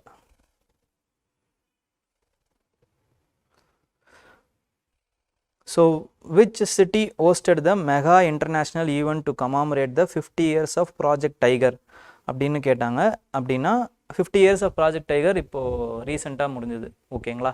அது என்ன சிட்டி அப்படின்னா வந்து மைசூரில் அதை கமாமரேட் பண்ணாங்க. இந்த மைசூரில் தான் இந்த இன்டர்நேஷ்னல் பிக் கேட் அலையன்ஸையுமே வந்து நம்மளுடைய மாண்புமிகு பாரத பிரதமர் லான்ச் பண்ணார். ஓகேங்களா? நெக்ஸ்ட் வந்து how many range countries does the IBCA aim to reach out to for the big cat conservation அப்படின்னு கேட்குறாங்க. ரேஞ்ச் கண்ட்ரிஸ் பார்த்தீங்கன்னா 97. ஓகே, 96 ஆர் 97 எதுவாக இருந்தாலும் கரெக்டு தான். சயின்ஸ் அண்ட் டெக்னாலஜியை பொறுத்த வரைக்கும் குலசேகரப்பட்டினத்தில் ஸ்பேஸ் போர்ட் வந்து இன்னும் 2 வருஷத்தில் லான்ச் ஆகிறதுக்கு தயாராகிடும் அப்படின்னு இஸ்ரோ சொல்லியிருக்காங்க. ஓகேங்களா? அப்போ குரூப் 4ல் இதை கேட்குறதுக்கு நிறைய வாய்ப்புகள் இருக்குது. குலசேகரப்பட்டினம் எந்த டிஸ்ட்ரிக்ட்? தூத்துக்குடி. ஓகேங்களா? குலசேகரப்பட்டினத்தில் இப்போ ரீசெண்டாக பட்ஜெட்டில் என்ன சொல்லியிருக்காங்க அப்படிங்கிறதையும் கேட்கலாம். ஓகேங்களா? ஸ்பேஸ் போர்ட்டுக்கு ஏற்ற மாதிரி இண்டஸ்ட்ரியல் ப்ரொபல்ஷன் பிளான்ட் பார்க் ஒன்று பண்ண போகிறோம் அப்படிங்கிறத சொல்லியிருக்காங்க. 1500 crores மதிப்பில் நம்ம ஒரு பார்க் ஒன்று கட்ட போகிறோம் அப்படிங்கிறத தமிழ்நாடு பட்ஜெட்டில் அலோகேட் பண்ணியிருக்காங்க. ஓகேங்களா? இதெல்லாம் ரொம்ப இம்பார்ட்டண்ட் ஆகுது. அப்போது இதை ஏன் கொண்டு வராங்க அப்படிங்கிறது ரொம்ப இம்பார்ட்டண்ட் ஆகுது. இப்போ ஸ்ரீஹரிகோட்டாவில் நமக்கு ஒரு லான்ச் பேட் இருக்குது. அப்புறம் ஏன் வந்து குலசேகரப்பட்டினம் அப்படின்னா, ஸ்ரீஹரிகோட்டாவிலேருந்து ஒரு ராக்கெட்டை லான்ச் பண்ணும் பொழுது என்ன ப்ராப்ளம் ஆகுதுன்னா, அது ஸ்ரீலங்காவில் போய் விழாமல் இருக்கிறதுக்காக நம்ம ஒரு சில மேனூவரிங் பண்ண வேண்டியதாக இருக்குது. ஓகேங்களா? அதை நகர்த்த வேண்டியதாக இருக்குது. அப்போ நகர்த்தும் போது என்னென்னா நிறைய ஃபியூவல் தேவைப்படுது, நிறைய டைம் ஆகுது. ஓகேங்களா? அந்த நிறைய ஃபியூவல் காஸ்ட் என்ன ஆகுது அப்படின்னு பார்த்தீங்கன்னா, நம்மளுடைய சேட்டிலைட் கெப்பாசிட்டியை வந்து கம்மி பண்ணுது, வெயிட்டை கம்மி பண்ணுது. ஓகேங்களா? அப்போது அந்த மேனூரிங் பேர் என்ன அப்படின்னா வந்து டாக் லெக் மேனூரிங் அப்படின்னு சொல்கிறாங்க. ஓகேங்களா? ஸோ இந்த மாதிரி நம்ம மேனூவர் பண்ண வேண்டியதாக இருக்குது. இப்போ குலசேகரப்பட்டினத்தில் லான்ச் பண்ணும்போது இந்த மேனூவரிங் தேவையில்லை, அப்படியே ஸ்ட்ரெயிட்டாகவே நம்ம போகலாம். அப்போது கம்மியான ஃபியூவல்லையே நம்மளால் சீக்கிரமாக எஃபிஷியண்ட்டாக லான்ச் பண்ண முடியும். இது மட்டும் இல்லாமல் இது ஈக்குவேட்டருக்கு பக்கத்தில் இருக்கிறதுனால, ஸ்ரீஹரிகோட்டாவையும் காட்டிலும் இது ஈக்குவேட்டர், இந்த குலசேகரப்பட்டினம் ஈக்குவேட்டருக்கு பக்கத்தில் இருக்கிறதுனால நமக்கு ஃபியூவல் இன்னுமே கம்மியாக தான் தேவைப்படும் அப்படிங்கிறத சொல்கிறாங்க. ஏன்னா ஈக்குவேட்டரில் வந்து கிராவிட்டி வந்து கம்மியாக இருக்கும் போல்ஸை கம்பேர் பண்ணும்போது. ஏன்னா எர்த் என்ன தான் வந்து ஸ்பியர்னு சொன்னாலுமே அது ஜியாய்டு. ஓகேங்களா? அப்போது இப்போ சென்டர் ஆஃப் கிராவிட்டி இங்கே இருக்குது அப்படின்னா இந்த டிஸ்டன்ஸை காட்டிலும் இந்த டிஸ்டன்ஸ் அதிகம். அதனால் இந்த கிராவிட்டி இங்கே ஈக்குவேட்டரில் கம்மியாக இருக்கும், போல்ஸில் தான் அதிகமாக இருக்கும். ஓகேங்களா? ஸோ அதனால தான் நம்ம ஈக்குவேட்டருக்கு பக்கத்தில் எப்பயுமே வந்து அந்த லான்ச் பேட், சேட்டிலைட் லான்ச் பேட்ஸை வைப்பாங்க. Okay. What is the primary purpose of Kulasekarapattinam space port அப்படின்னா, to launch the small satellite அப்படிங்கிறது தான் ஆன்சர். இப்போதைக்கு ஸ்மால் சேட்டிலைட் தான். ஒரு வருஷத்துக்கு 24 ஸ்மால் சேட்டிலைட்டை நம்மளால் லான்ச் பண்ண முடியும் அப்படின்னு இஸ்ரோ சொல்லியிருக்காங்க. ஓகேங்களா? 10,000 ஜினோம் ப்ராஜெக்டை வந்து நம்ம வந்து சக்ஸஸ்ஃபுல்லாக கம்ப்ளீட் பண்ணிட்டோம் அப்படின்னு கவர்மெண்ட் சொல்லியிருக்காங்க. 10,000 ஜினோம் ப்ராடக்ட். ஃபஸ்ட்டு வந்து ஜினோம் அப்படின்னா என்னங்கிறத தெரிஞ்சுக்கோங்க. ஜினோம் அப்படிங்கிறது என்னென்னா, டிஎன்ஏ தொகுப்புகள் இருக்குது பார்த்தீங்களா, அந்த மொத்த ஹியூமன்ஸோட டிஎன்ஏ தொகுப்புகளை தான் நம்ம ஜினோம் அப்படின்னு சொல்கிறோம். அப்போது ஒரு செல்லுலேருந்து எடுத்துக்கிறோம் அப்படின்னா, செல்லில் இருக்கக்கூடிய குரோமோசோம், அந்த குரோமோசோமில் இருக்கக்கூடியது தான் டிஎன்ஏ. அந்த மொத்த டிஎன்ஏவையும் நம்ம சீக்வன்ஸ் எடுத்துக்கிட்டோம் அப்படின்னா அதுதான் வந்து ஜினோம் அப்படின்னு சொல்கிறோம். இந்த மொத்த ஜினோமையுமே நம்ம என்ன பண்ணியிருக்கோம்னா 10,000 இண்டிவிஜுவலுக்கு நம்ம ஜினோமை வந்து சீக்வன்ஸ் பண்ணியிருக்கோம். இதுதான் 10,000 ஜினோம் ப்ராஜெக்ட். ஓகேங்களா? இது எதுக்கு யூஸ் ஆகும் அப்படின்னா, ப்ரிசிஷன் மெடிசன் அப்படின்னு சொல்லுவாங்க. ஒரு சில வியாதிகள் இந்தியர்களுக்கு பொதுவாக இருக்கும், மற்ற வேர்ல்டில் இருக்காது. அப்போ மற்றவங்க வேர்ல்டில் என்ன பண்ணுவாங்க அப்படின்னு பார்த்தீங்கன்னா, இந்த வியாதிகளுக்கு சயின்ஸ் அண்ட் டெக்னாலஜி, இந்த R&D கொடுத்து செலவு பண்ண மாட்டாங்க. அப்போது இந்த மாதிரியான விஷயங்கள் இருக்குதுன்னு தெரிஞ்சால் கவர்மெண்ட்டுக்கு இந்த நோய்களுக்கு மக்களை காப்பாற்றுறதுக்கு என்ன பண்ணலாம் அப்படிங்கிற அந்த முடிவு எடுக்கிறதுக்கு வசதியாக இருக்கும். ஃபார் எக்ஸாம்பிள், சில ஜீன்ஸ் இருக்குது, MYBPC3. இந்த மியூட்டேஷன் என்ன பண்ணுன்னா கார்டியாக் அரெஸ்ட் வரத்துக்கு நிறைய காரணங்களாக இருக்குது. இது இந்தியன்ஸில் இந்த ஜீன் வந்து நிறைய தென்படுது அப்படிங்கிறத இந்த 10,000 ஜீனோம் ப்ராஜெக்டில் கண்டுபிடிச்சிருக்காங்க. இன்னொரு எக்ஸாம்பிள் என்ன அப்படின்னு பார்த்தீங்கன்னா, LAMB3. இது வந்து மதுரையில் ஒரு பர்டிகுலர் ஏரியாவில் மட்டும் இது இருக்கிறதா கண்டுபிடிச்சிருக்காங்க. இது என்ன அப்படின்னா லீத்தல் ஸ்கில் கண்டிஷன் வரக்கூடிய ஒரு ஜீனாக இருக்குது. ஓகேங்களா? அப்போ மதுரையில் இருக்கிறவங்களுக்கு மட்டும் இந்த வியாதியை எப்படி குணப்படுத்துறது அப்படிங்கிற அந்த ஒரு விஷயத்த நோட் பண்ணலாம். ஓகேங்களா? ஸோ இந்த மாதிரியான நிறைய இம்பார்ட்டண்ட்டான தகவல்களை பரிசீலிக்கிறதுக்கு இந்த 10,000 ஜீனோம் ப்ராஜெக்ட் வந்து ஹெல்ப்ஃபுல்லாக இருக்குது. ஓகேங்களா?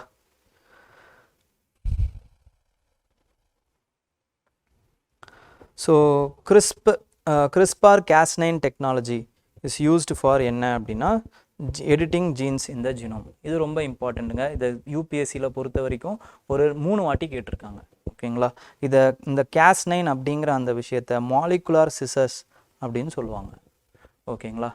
So what is the significance of sequencing a genome அப்படின்னா it helps in understanding the genetic basis of the disease. இதுதாங்க ஆன்சர். ஏ தான் ஆன்சர். என்ன தான் நான் ஏவை மட்டும் படிச்சுட்டு குறிச்சாலுமே என்ன தான் ஆன்சர்னு தெரிஞ்சாலுமே நீங்கள் அப்படி பண்ணக்கூடாது. ஏபிசிடி எல்லாத்தையுமே ஒன்ஸ் ஏ தான் ஆன்சர்னு உங்களுக்கு 100% தெரிஞ்சாலுமே பிசிடி எல்லாத்தையுமே படிச்சுட்டு அதுக்கப்புறமா தான் நீங்கள் போடணும். ஓகேங்களா? நெக்ஸ்ட்டு ஸ்கீம்ஸில் இம்பார்ட்டண்ட்டான விஷயங்கள் என்ன அப்படின்னா 3 இனிஷியேட்டிவ்ஸ் கார்ப் இன்சூரன்ஸில், அதாவது வந்து பிரதான் மந்திரி ஃபசல் பீமா யோஜனா. இந்த பீமா அப்படின்னா இன்சூரன்ஸ் அப்படின்னு அர்த்தம். ஓகேங்களா? ஃபசல் பீமா யோஜனாவில் ஒரு 3 இம்பார்ட்டண்ட் இனிஷியேட்டிவ்ஸை சேர்த்துருக்காங்க. ஃபஸ்ட்டு இந்த ஃபசல் பீமா யோஜனானா என்னங்கிறத பார்ப்போம். இது வந்து ஏரியா வைஸ் அப்ரோச் அப்படின்னு சொல்லுவாங்க இந்த இன்சூரன்ஸ் ஸ்கீமில். அது என்னங்க ஏரியா வைஸ் அப்ரோச்னா இண்டிவிஜுவலிஸ்டிக் அப்ரோச் இல்லாமல் ஒரு ஏரியாவுக்கே வந்து நம்ம வந்து இன்சூரன்ஸ் பண்ணுறது.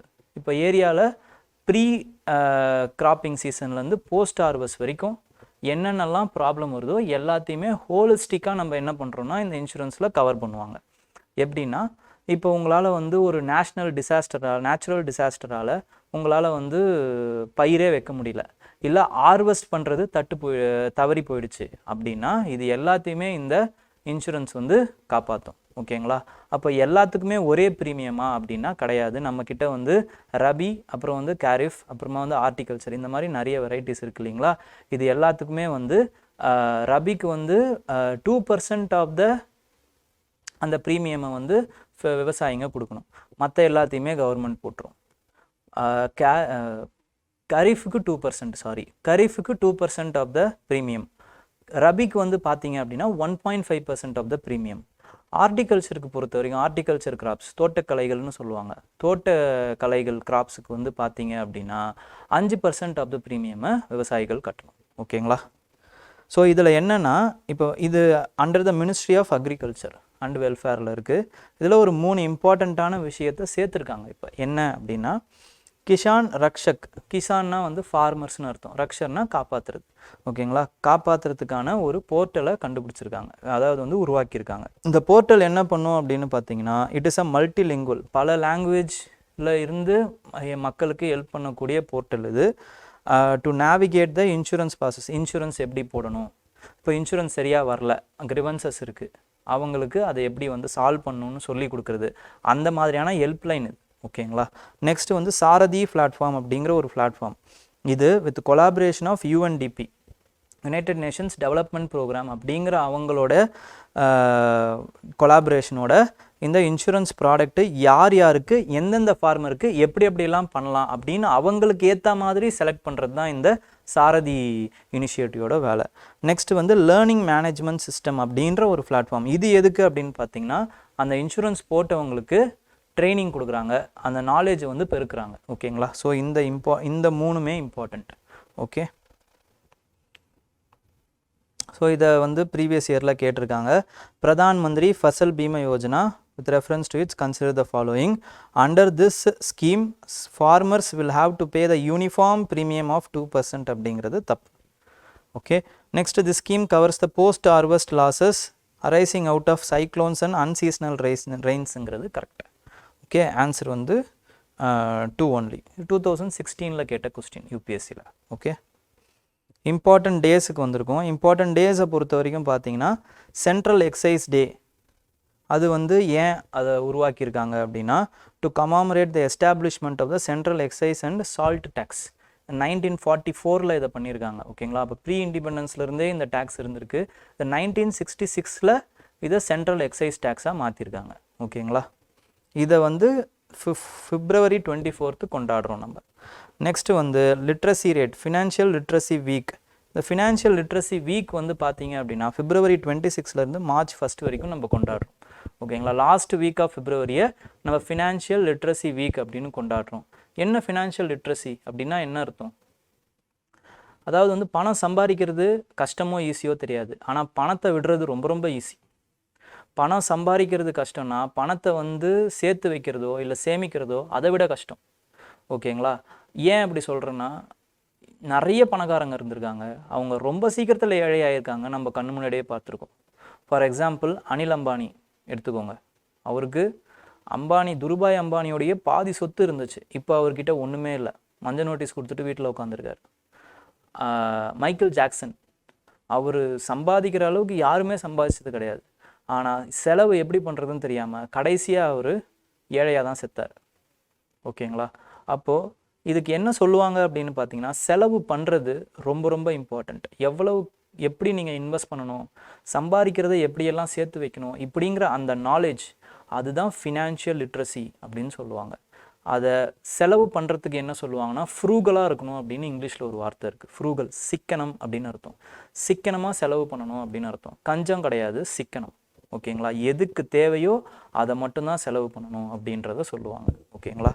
ஸோ இந்த மாதிரியான லிட்ரஸியை வந்து உருவாக்குறதுக்கு, இதை பற்றின அவேர்னஸை கொடுக்கறது தான் ஃபினான்ஷியல் லிட்ரஸி வீக் அப்படிங்கிறத நம்ம கொண்டாடுறோம். நெக்ஸ்ட்டு இது ரொம்ப ரொம்ப இம்பார்ட்டண்ட்டுங்க. இது வந்து GS4 கண்டிப்பாக கேட்பாங்க, குரூப் 4 கேட்பாங்க அப்படிங்கிறது எனக்கு தோணுது. ஓகேங்களா? நேஷ்னல் சயின்ஸ் டே February 28 நம்ம கொண்டாடுறோம். இது எதன் அடிப்படையில் கொண்டாடுறோம் அப்படின்னா, சார் CV ராமன் இருக்கார் பார்த்தீங்களா, சந்திரசேகர வெங்கட்ராமன், அவர் வந்து 1928 ராமன் எஃபெக்ட் அப்படிங்கிற ஒரு எஃபெக்டை வந்து கண்டுபிடிச்சார். ஓகேங்களா? ஸோ இந்த சயின்ஸ் டீட்டெயிலில் நம்ம போகணுன்ற அவசியம் இல்லை, உங்களுக்கே எல்லாம் நல்லா தெரியும்னு நினைக்கிறேன். சின்ன வயசுலேருந்தே நம்ம படிச்சிருப்போம் ராமன் எஃபெக்ட்னா என்ன அப்படின்ட்டு. அவருக்கு நோபல் ப்ரைஸ் கொடுத்த தினம் வந்து February 28. அதனால் அதை நேஷ்னல் சயின்ஸ் தினமாக நம்ம கொண்டாடுறோம். ஓகேங்களா? அதே மாதிரி இந்த தீமும் ரொம்ப இம்பார்ட்டண்ட்டுங்க. Indigenous technology for Viksit Bharat. Viksit பாரத்னா என்ன? Developed India. ஓகேங்களா? So rare disease day rare டேயில் கொண்டாடுறோம். என்ன ரேர் டே அப்படின்னா February 29. ஓகேங்களா? அப்போ February 29 அப்போ 4 வருஷத்துக்கு ஒரு வாட்டி தானா அப்படின்னா அப்படி கிடையாது. லீப் இயராக இருக்கும்போது 29, லீப் இயர் இல்லாத பட்சத்தில் 28 நம்ம கொண்டாடுறோம். ஓகேங்களா? ரேர் டிசீஸ் டே. நெக்ஸ்ட் வந்து வேர்ல்டு சஸ்டைனபிள் எனர்ஜி டே வந்து நம்ம March 2 கொண்டாடுறோம். அதுக்கப்புறமா வந்து வேர்ல்டு வைல்ட் லைஃப் டே, இது ரொம்ப ரொம்ப important. World wild life day வந்து March 3. ஓகேங்களா? March 3 ஏன் கொண்டாடுறோம் அப்படின்னா வந்து சைட்ஸ் அப்படிங்கிற அந்த ஆர்கனைசேஷனை உருவாக்குனது வந்து March 3 தான். அதனால வைல்ட் லைஃப் டேவாக நம்ம அப்போ கொண்டாடுறோம். ஓகே. நெக்ஸ்ட் வந்து நேஷ்னல் சேஃப்டி டே, இது March 4 நம்ம கொண்டாடுறோம். இதை ஏன் கொண்டாடுறோம்னா, national safety council of India by the ministry of labour 1966 உருவாக்கியிருக்கோம். National safety council of India அப்படிங்கிற அந்த ஒரு இனிஷியேட்டிவை மினிஸ்ட்ரி ஆஃப் லேபர் வந்து உண்டாக்கியிருக்காங்க. அதனால் நேஷ்னல் சேஃப்டி டேவாக நம்ம March 4 நம்ம கொண்டாடுறோம். ஓகேங்களா? அதுக்கப்புறம் வேர்ல்டு ஒபிசிட்டி டே அப்படிங்கிற அந்த டேவும் நம்ம March 4 கொண்டாடுறோம். வேர்ல்டு ஒபிசிட்டி டே. ஓகேங்களா? ஒபிசிட்டினால், அதாவது வந்து அதிக எடையினால் என்ன ஆகுது அப்படின்னு பார்த்தீங்கன்னா, நம்மளுக்கு ஃபஸ்ட்டு வந்து கான்ஃபிடென்ஸ் இருக்காது. நெக்ஸ்ட்டு வந்து நம்மளுக்கு ஹெல்த் ரீதியாகவும் நிறைய பிரச்சனைகள் வரும். ஓகேங்களா? பிளட் ப்ரெஷர்லேருந்து, ஆர்த்ரைட்டிஸ்லேருந்து, இந்த மாதிரியான பல பிரச்சனைகள் நமக்கு வரும். ஓகேங்களா? அதெல்லாம் சமாளிக்கணும் அப்படின்னா நம்மளுடைய BMI அப்படின்னு சொல்லுவாங்க, பாடி மாஸ் இண்டெக்ஸ் அப்படின்னு சொல்லுவாங்க. ஓகேங்களா?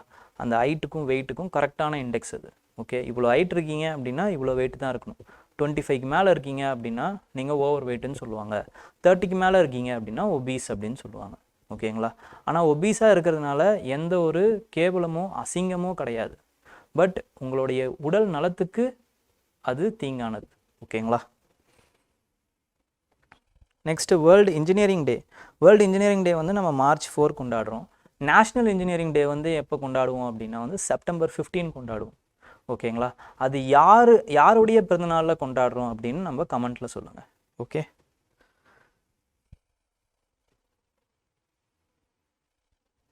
நெக்ஸ்ட்டு ஒன்லைன் கரண்ட் ஈவெண்ட்ஸ் நம்ம பார்ப்போம். ஒன்லைன் கரண்ட் ஈவெண்ட்ஸில் பார்த்தீங்க அப்படின்னா வந்து தமிழ்நாடுடைய டோட்டல்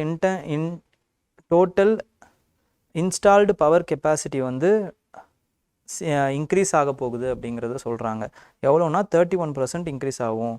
வென் கம்பேரிங் டு 2021 நம்ம 47,000 மெகாவாட் வந்து இன்ஸ்டால் பண்ணியிருக்கோம் அப்படிங்கிறத சொல்கிறாங்க. ஓகேங்களா, தமிழ்நாட்டில். நெக்ஸ்ட்டு வந்து அப்போ இந்தியாவிலே எவ்வளோ அப்படின்னு பார்த்தீங்கன்னா கிட்டத்தட்ட வந்து 400 கிகாவாட் தான். தமிழ்நாட்டில் மட்டும் 47 கிகாவாட் நம்ம வந்து உருவாக்க போகிறோம். Okay, next average live coral cover Gulf of மன்னாரில் பார்த்தீங்க அப்படின்னா வந்து மன்னார் வளைகுடாவில் கோரலோடைய எண்ணிக்கை குறைஞ்சிக்கிட்டு இருக்கு அப்படிங்கிறத சொல்கிறாங்க. ஓகேங்களா, 27% ஆயிருக்கு. 37%இருந்து 27% ஆயிருக்கு அப்படிங்கிறத சொல்கிறாங்க. நெக்ஸ்ட் வந்து நீங்கள் நலமா அப்படிங்கிற ஒரு ஸ்கீம் வந்து ரீசெண்டாக இப்போ லான்ச் பண்ணியிருக்காங்க. நீங்கள் நலமா அப்படின்னா பேர்லேயே உங்களுக்கு தெரியுது. ஓகேங்களா, அஃபீஷியல்ஸ் வந்து சிட்டிசன்ஸ் கிட்ட போயிட்டு உங்களோட ஸ்கீம்ஸு எப்படி இருக்கீங்க, என்ன மாதிரி இந்த ஸ்கீம்ஸ்லாம் எஃபெக்டிவாக இம்ப்ளிமெண்ட் பண்ணுறாங்களா இப்படின்னு வந்து மக்கள்கிட்ட போயிட்டு கேட்டு தெரிஞ்சிக்க வேண்டிய ஸ்கீம்ஸ். ஓகே, நெக்ஸ்ட்டு நேஷ்னல் நியூஸில் பார்த்தீங்க அப்படின்னா வந்து லச்சித் போர்புகான் அப்படிங்கிற ஒருத்தர், அவர் வந்து அசாம் அஹோம் கிங்டம் அப்படின்னு ஒரு கிங்டம் இருந்துச்சுங்க. அது வந்து கண்டெம்பரரி ஆஃப் முகல் எம்பையர். ஓகேங்களா, அந்த முகல் எம்பையர் வந்து அசாமில் வர விடாமல் தடுத்ததுனால இவருக்கு வந்து பெரிய வீரனாக அங்கே பார்ப்பாங்க. ஓகேங்களா, அது என்ன பேட்டில் அப்படின்னு பார்த்தீங்கன்னா பேட்டில் ஆஃப் சராய்கட். ஓகேங்களா, அதுக்கு அதை போற்றும் விதமாக என்ன பண்ணியிருக்காங்கன்னா இவருக்கு வந்து ஒரு சிலை வச்சுருக்காங்க. ஓகேங்களா, இவரோட ரீடர்ஷிப் குவாலிட்டியே போற்றும் விதமாக ஓகே இவருக்கு ஒரு சிலை வச்சுருக்காங்க. ஓகே, ஜோர்ஹட் அப்படிங்கிற அந்த ஏரியாவில், ஜோர்ஹட் அசாமில் இருக்குது. ஜோர்ஹட்டில் வந்து இன்னொரு இம்பார்ட்டண்ட்டான விஷயம் என்ன அப்படின்னு பார்த்தீங்கன்னா ஆயில் இந்தியா லிமிடெட் இருக்குது பார்த்தீங்களா, அது இந்தியாவிலேயே ஃபஸ்ட்டு க்ரீன் ஹைட்ரஜன் பிளான்ட் வந்து உருவாக்கியிருக்காங்க. ஜோர்ஹட் அசாமில் தான் உருவாக்கியிருக்காங்க.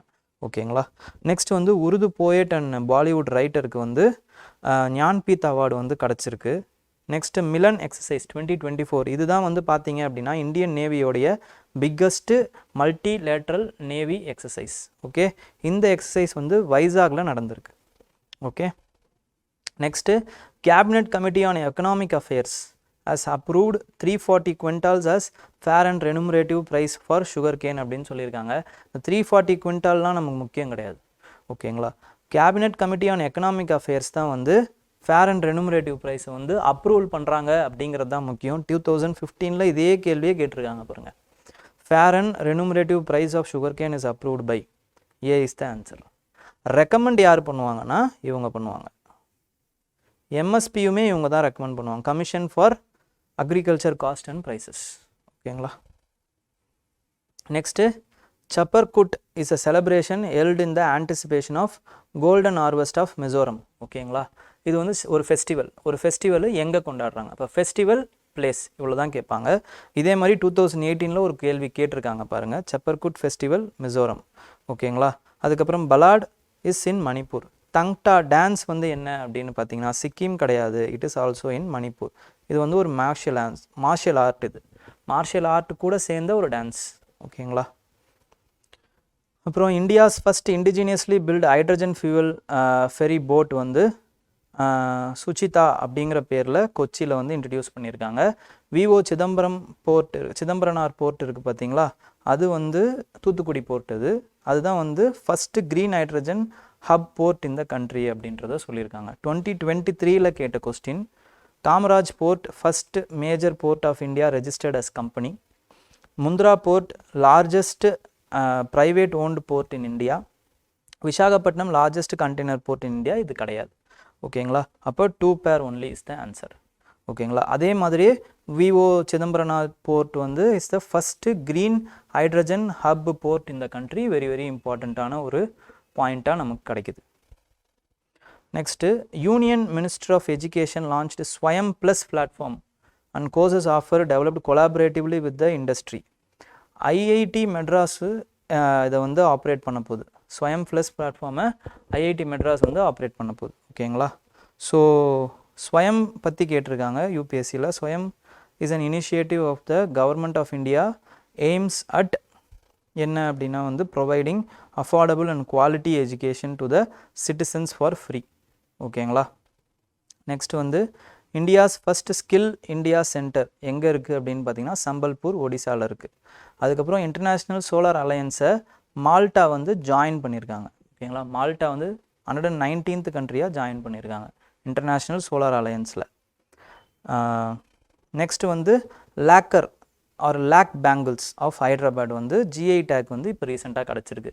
ஜிஐ டேக் ஒவ்வொன்றுத்துக்கும் கிடச்சிக்கிட்டே தாங்க இருக்கும். ஓகேங்களா, ஸோ ரீசெண்டாக லாஸ்ட் 3 months இல்லைனா லாஸ்ட் 6 monthsல எதுக்கெலாம் ஜிஐ டேக் கிடச்சதோ அதை மட்டும் படிங்க போதும்.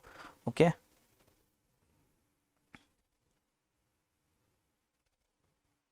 நெக்ஸ்ட் இந்தியாவோட longest cable stayed bridge is inaugurated in Gujarat, துவாரகாவில் இனாகிரேட் பண்ணியிருக்காங்க. இதுக்கு பேர் வந்து சுதர்சன சேது அப்படின்னு பேர் வச்சுருக்காங்க. துவாரகா அப்படின்னாலே கிருஷ்ணர் பிறந்த இடம்னு நீங்கள் ஞாபகம் வச்சுக்கலாம். ஸோ அவருடைய சக்கரம் வந்து சுதர்சன சக்கரம். ஸோ சுதர்சன சேது துவாரகா அப்படிங்கிறத நீங்கள் ஞாபகம் வச்சுக்கலாம். ஓகேங்களா, நெக்ஸ்ட் இன்டர்நேஷ்னல் சர்வதேசத்தில் பார்த்தீங்க அப்படின்னா வந்து துபாய் வந்து 5-year multi entry visa for Indians வந்து இன்ட்ரடியூஸ் பண்ணியிருக்காங்க. ஓகேங்களா, 5 years அவங்க வந்து பிஸ்னஸ்க்காகவோ லெஷர் ட்ராவலுக்காகவோ எப்போ வேணாலும் மல்டிலேட்ரல் விசா வச்சு அவங்க போயிட்டு வந்துக்கலாம். Okay, next US chamber of commerce வந்து 12th edition of their international IPI intellectual property இண்டெக்ஸை வெளியிட்டிருக்காங்க. இதில் இந்தியா வந்து 55 கண்ட்ரியில் 42வது இடம் பிடிச்சிருக்கு. ஓகேங்களா, யார் ஃபஸ்ட்டுனா யூஎஸ் தான் ஃபஸ்ட்டு, செகண்ட் வந்து யூகே, தேர்ட் வந்து ஃப்ரான்ஸ். ஓகேங்களா, பெரு வந்து ஒரு ஹெல்த் எமர்ஜென்சியை வந்து விட்டுருக்காங்க. என்ன ஹெல்த் எமர்ஜென்சினா டெங்கு கேசஸ் வந்து அங்கே இன்க்ரீஸ் ஆகுது அப்படிங்கிற அந்த ஹெல்த் எமர்ஜென்சியை விட்டுருக்காங்க. ஓகே, அப்போ பிளேசஸ் அண்ட் நியூஸில் பெருவோட கேபிட்டல் என்னன்னு பார்த்துக்கோங்க. ஓகேங்களா, நெக்ஸ்ட் வந்து Philippines became the first Asian country to ratify ILO convention to end the work place violence and harassment. ஓகேங்களா, இந்த ராட்டிஃபிகேஷனோட நம்பர் வந்து 190 and it marks the important step to preventing the eliminating harassment in the workplace of the world. ஓகேங்களா, workplace harassment ILO convention number 190 அப்படிங்கிறது மட்டும் ஞாபகம் வச்சுக்கோங்க.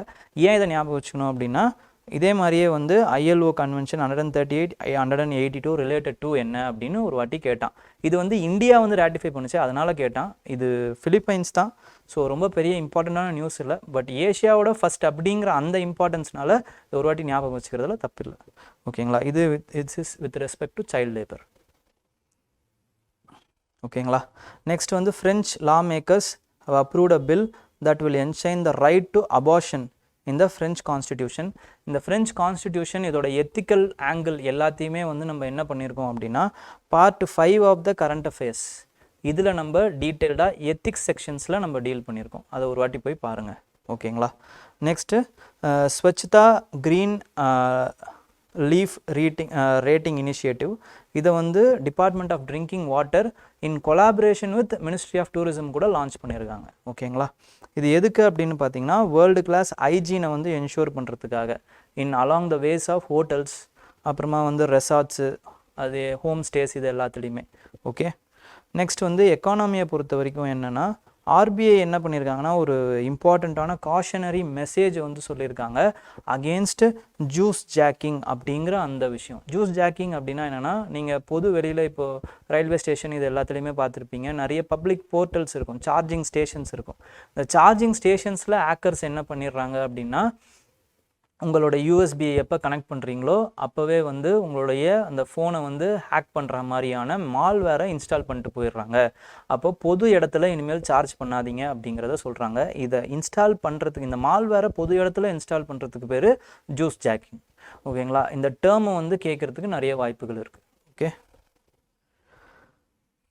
த centre has launched 2 digital platforms, Chakshu அப்புறமா வந்து டிஜிட்டல் இன்டெலிஜென்ஸ் பிளாட்ஃபார்ம். ஓகேங்களா, the portal aims to empower subscribers to report the suspected fraud கால்ஸ்லாம் உங்களுக்கு வரும் இல்லைங்களா, அந்த மாதிரி ஆன கால்ஸ் ஏதாவது வந்துச்சுன்னா இந்த சக்ஸு பிளாட்ஃபார்மில் நீங்கள் போயிட்டு உங்களோட கிரிவன்சஸை தெரிவிக்கலாம். ஓகேங்களா, நெக்ஸ்ட் வந்து என்விரான்மெண்ட்டில் பார்த்தீங்க அப்படின்னா வந்து first council meeting of global biodiversity framework fund வந்து ரீசெண்டாக வாஷிங்டன் டிசியில் யூஎஸில் நடந்துச்சு. ஓகேங்களா, இந்த குளோபல் பயோடைவர்சிட்டி ஃப்ரேம் ஒர்க் ஃபண்டை யார் வந்து ஆப்ரேட் பண்ணுவா அப்படின்னா வந்து குளோபல் என்விரான்மெண்ட் ஃபெசிலிட்டி. இவங்க தான் ஆப்ரேட் பண்ணுவாங்க. இவங்க வந்து பார்த்திங்கன்னா எப்போ உருவானாங்கன்னா 1992 எர்த் சப்மிட்டில் உருவாயிருப்பாங்க. ஓகேங்களா. இவங்க ஒரு 5 கன்வென்ஷனுக்கு இவங்க தான் ஃபண்டு வந்து ஃபினான்ஷியல் சப்போர்ட் பண்ணுறாங்க. ஓகேங்களா. ரொம்ப ரொம்ப இம்பார்ட்டண்ட். அது என்னென்னா Minamata convention for mercury, Stockholm convention for persistent organic pollutants, UNCBD convention of biological diversity, அதுக்கப்புறமா வந்து UNCCD ஓகேங்களா டு காம்பேக்ட் டெசர்டிஃபிகேஷன், அதுக்கப்புறமா வந்து UNFCCC to compact climate change. Okay. Next Reliance foundation வந்து வந்தாரா ஸ்டார் ஆஃப் ஃபாரஸ்ட் அப்படின்னு அர்த்தம். அந்த ஒரு ப்ரோக்ராமை ஜாம்நகர் குஜராத்தில் இன்ட்ரடியூஸ் பண்ணியிருக்காங்க. ஓகேங்களா. Next with respect to India's first human crude space flight, Gaganyaan mission வந்து அஸ்ட்ரனாட்ஸை வந்து செலக்ட் பண்ணியிருக்காங்க. ஒரு 4 அஸ்ட்ரனாட்ஸ் பேரை செலக்ட் பண்ணியிருக்காங்க. அதில் ஒரு தமிழரும் அடக்கம். ஓகேங்களா. அந்த தமிழர் பேர் என்னென்னா அஜித் கிருஷ்ணன். இதை குரூப் 4ல் கேட்குறதுக்கு நிறைய வாய்ப்பு இருக்குது. ஓகேங்களா. அதுக்கப்புறம் பிரைம் மினிஸ்டர் மோடி வந்து கோர் லோடிங்கை வந்து இண்டிஜினியஸாக டெவலப் பண்ண core loading reactor in Kalpakkam வந்து பார்த்தாரு. ஓகேங்களா. இந்த கோர் லோடிங் வந்து இந்தியா வந்து அஃபீஷியலாக second stage of the nuclear ப்ரோக்ராமுக்கு போயிடுச்சு அப்படிங்கிறத இண்டிகேட் பண்ணுது. ஓகேங்களா. அப்போ எவ்வளோ ஸ்டேஜஸ் ஆஃப் நியூக்ளியர் ப்ரோக்ராம் இருக்குது? 3 ஸ்டேஜஸ் ஆஃப் நியூக்ளியர் ப்ரோக்ராம் இருக்குது. இந்த விஷயத்தை டீட்டெயில்டாக நான் வந்து பார்ட் 3ல் வந்து நம்மளோட கரண்ட் அஃபேர்ஸில் சொல்லியிருப்பேன். யாராவது அடிஷ்னல் இன்ஃபர்மேஷன் வேணும்னு நினச்சிங்கன்னா போய் அங்கே பார்க்கலாம். ஓகேங்களா. Next with respect to Ministry of Culture, regional centre for Sangeet Natak Akademi வந்து ஹைதராபாத்தில் எஸ்டாப்ளிஷ் பண்ணலாம் அப்படிங்கிற ஒரு முடிவு எடுத்திருக்காங்க. ஓகேங்களா. நெக்ஸ்ட் வந்து சவுத் கொரியா பார்த்தீங்க அப்படின்னா அவங்களோட ஃபர்டிலிட்டி ரேட் வந்து குறைஞ்சிக்கிட்டே இருக்குது அப்படிங்கிறத சொல்கிறாங்க. வேர்ல்டுலேயே அவங்களுக்கு தான் ரொம்ப லோவஸ்ட் ஃபர்டிலிட்டி ரேட் இருக்குது அப்படிங்கிறத சொல்கிறாங்க. ஓகே. இதை குரூப் 4ல் கேட்குறதுக்கும் நிறைய வாய்ப்புகள் இருக்குது. Okay.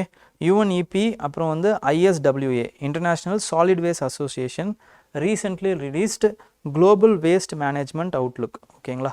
Global waste management outlook 2024. Okay. So இந்த வாரம் கரண்ட் அஃபேர்ஸ் இதோட முடியுதுங்க. வேறு ஏதாவது டவுட்ஸ் இல்லைனா உங்களோட சஜஷன்ஸ் எதுவாக இருந்தாலும் சொல்லுங்கள். ஜென்ரலாக நீங்கள் படிக்கும்போது என்னென்னலாம் ப்ராப்ளம்ஸ் ஃபேஸ் பண்ணுறீங்க இதையுமே ஷேர் பண்ணுங்கள். நெக்ஸ்ட் வீடியோவில் கரண்ட் அஃபேர்ஸ் இல்லைனா வேறு ஏதாவது ஆரம்பிக்கிறதுக்கு முன்னாடி I will give you my solutions. ஓகேங்களா. நானோ இல்லை என்னோடய ஃப்ரெண்ட்ஸோ சக ஆஸ்பிரன்ஸோ அதை ஓவர் கம் பண்ணுறதுக்கு என்னெல்லாம் பண்ணுவாங்க அப்படிங்கிற அந்த விஷயத்த மேக்ஸிமம் உங்கள் கூட ஷேர் பண்ணிக்க நான் விரும்புகிறேன். ஓகேங்களா. So all the best. Thank you.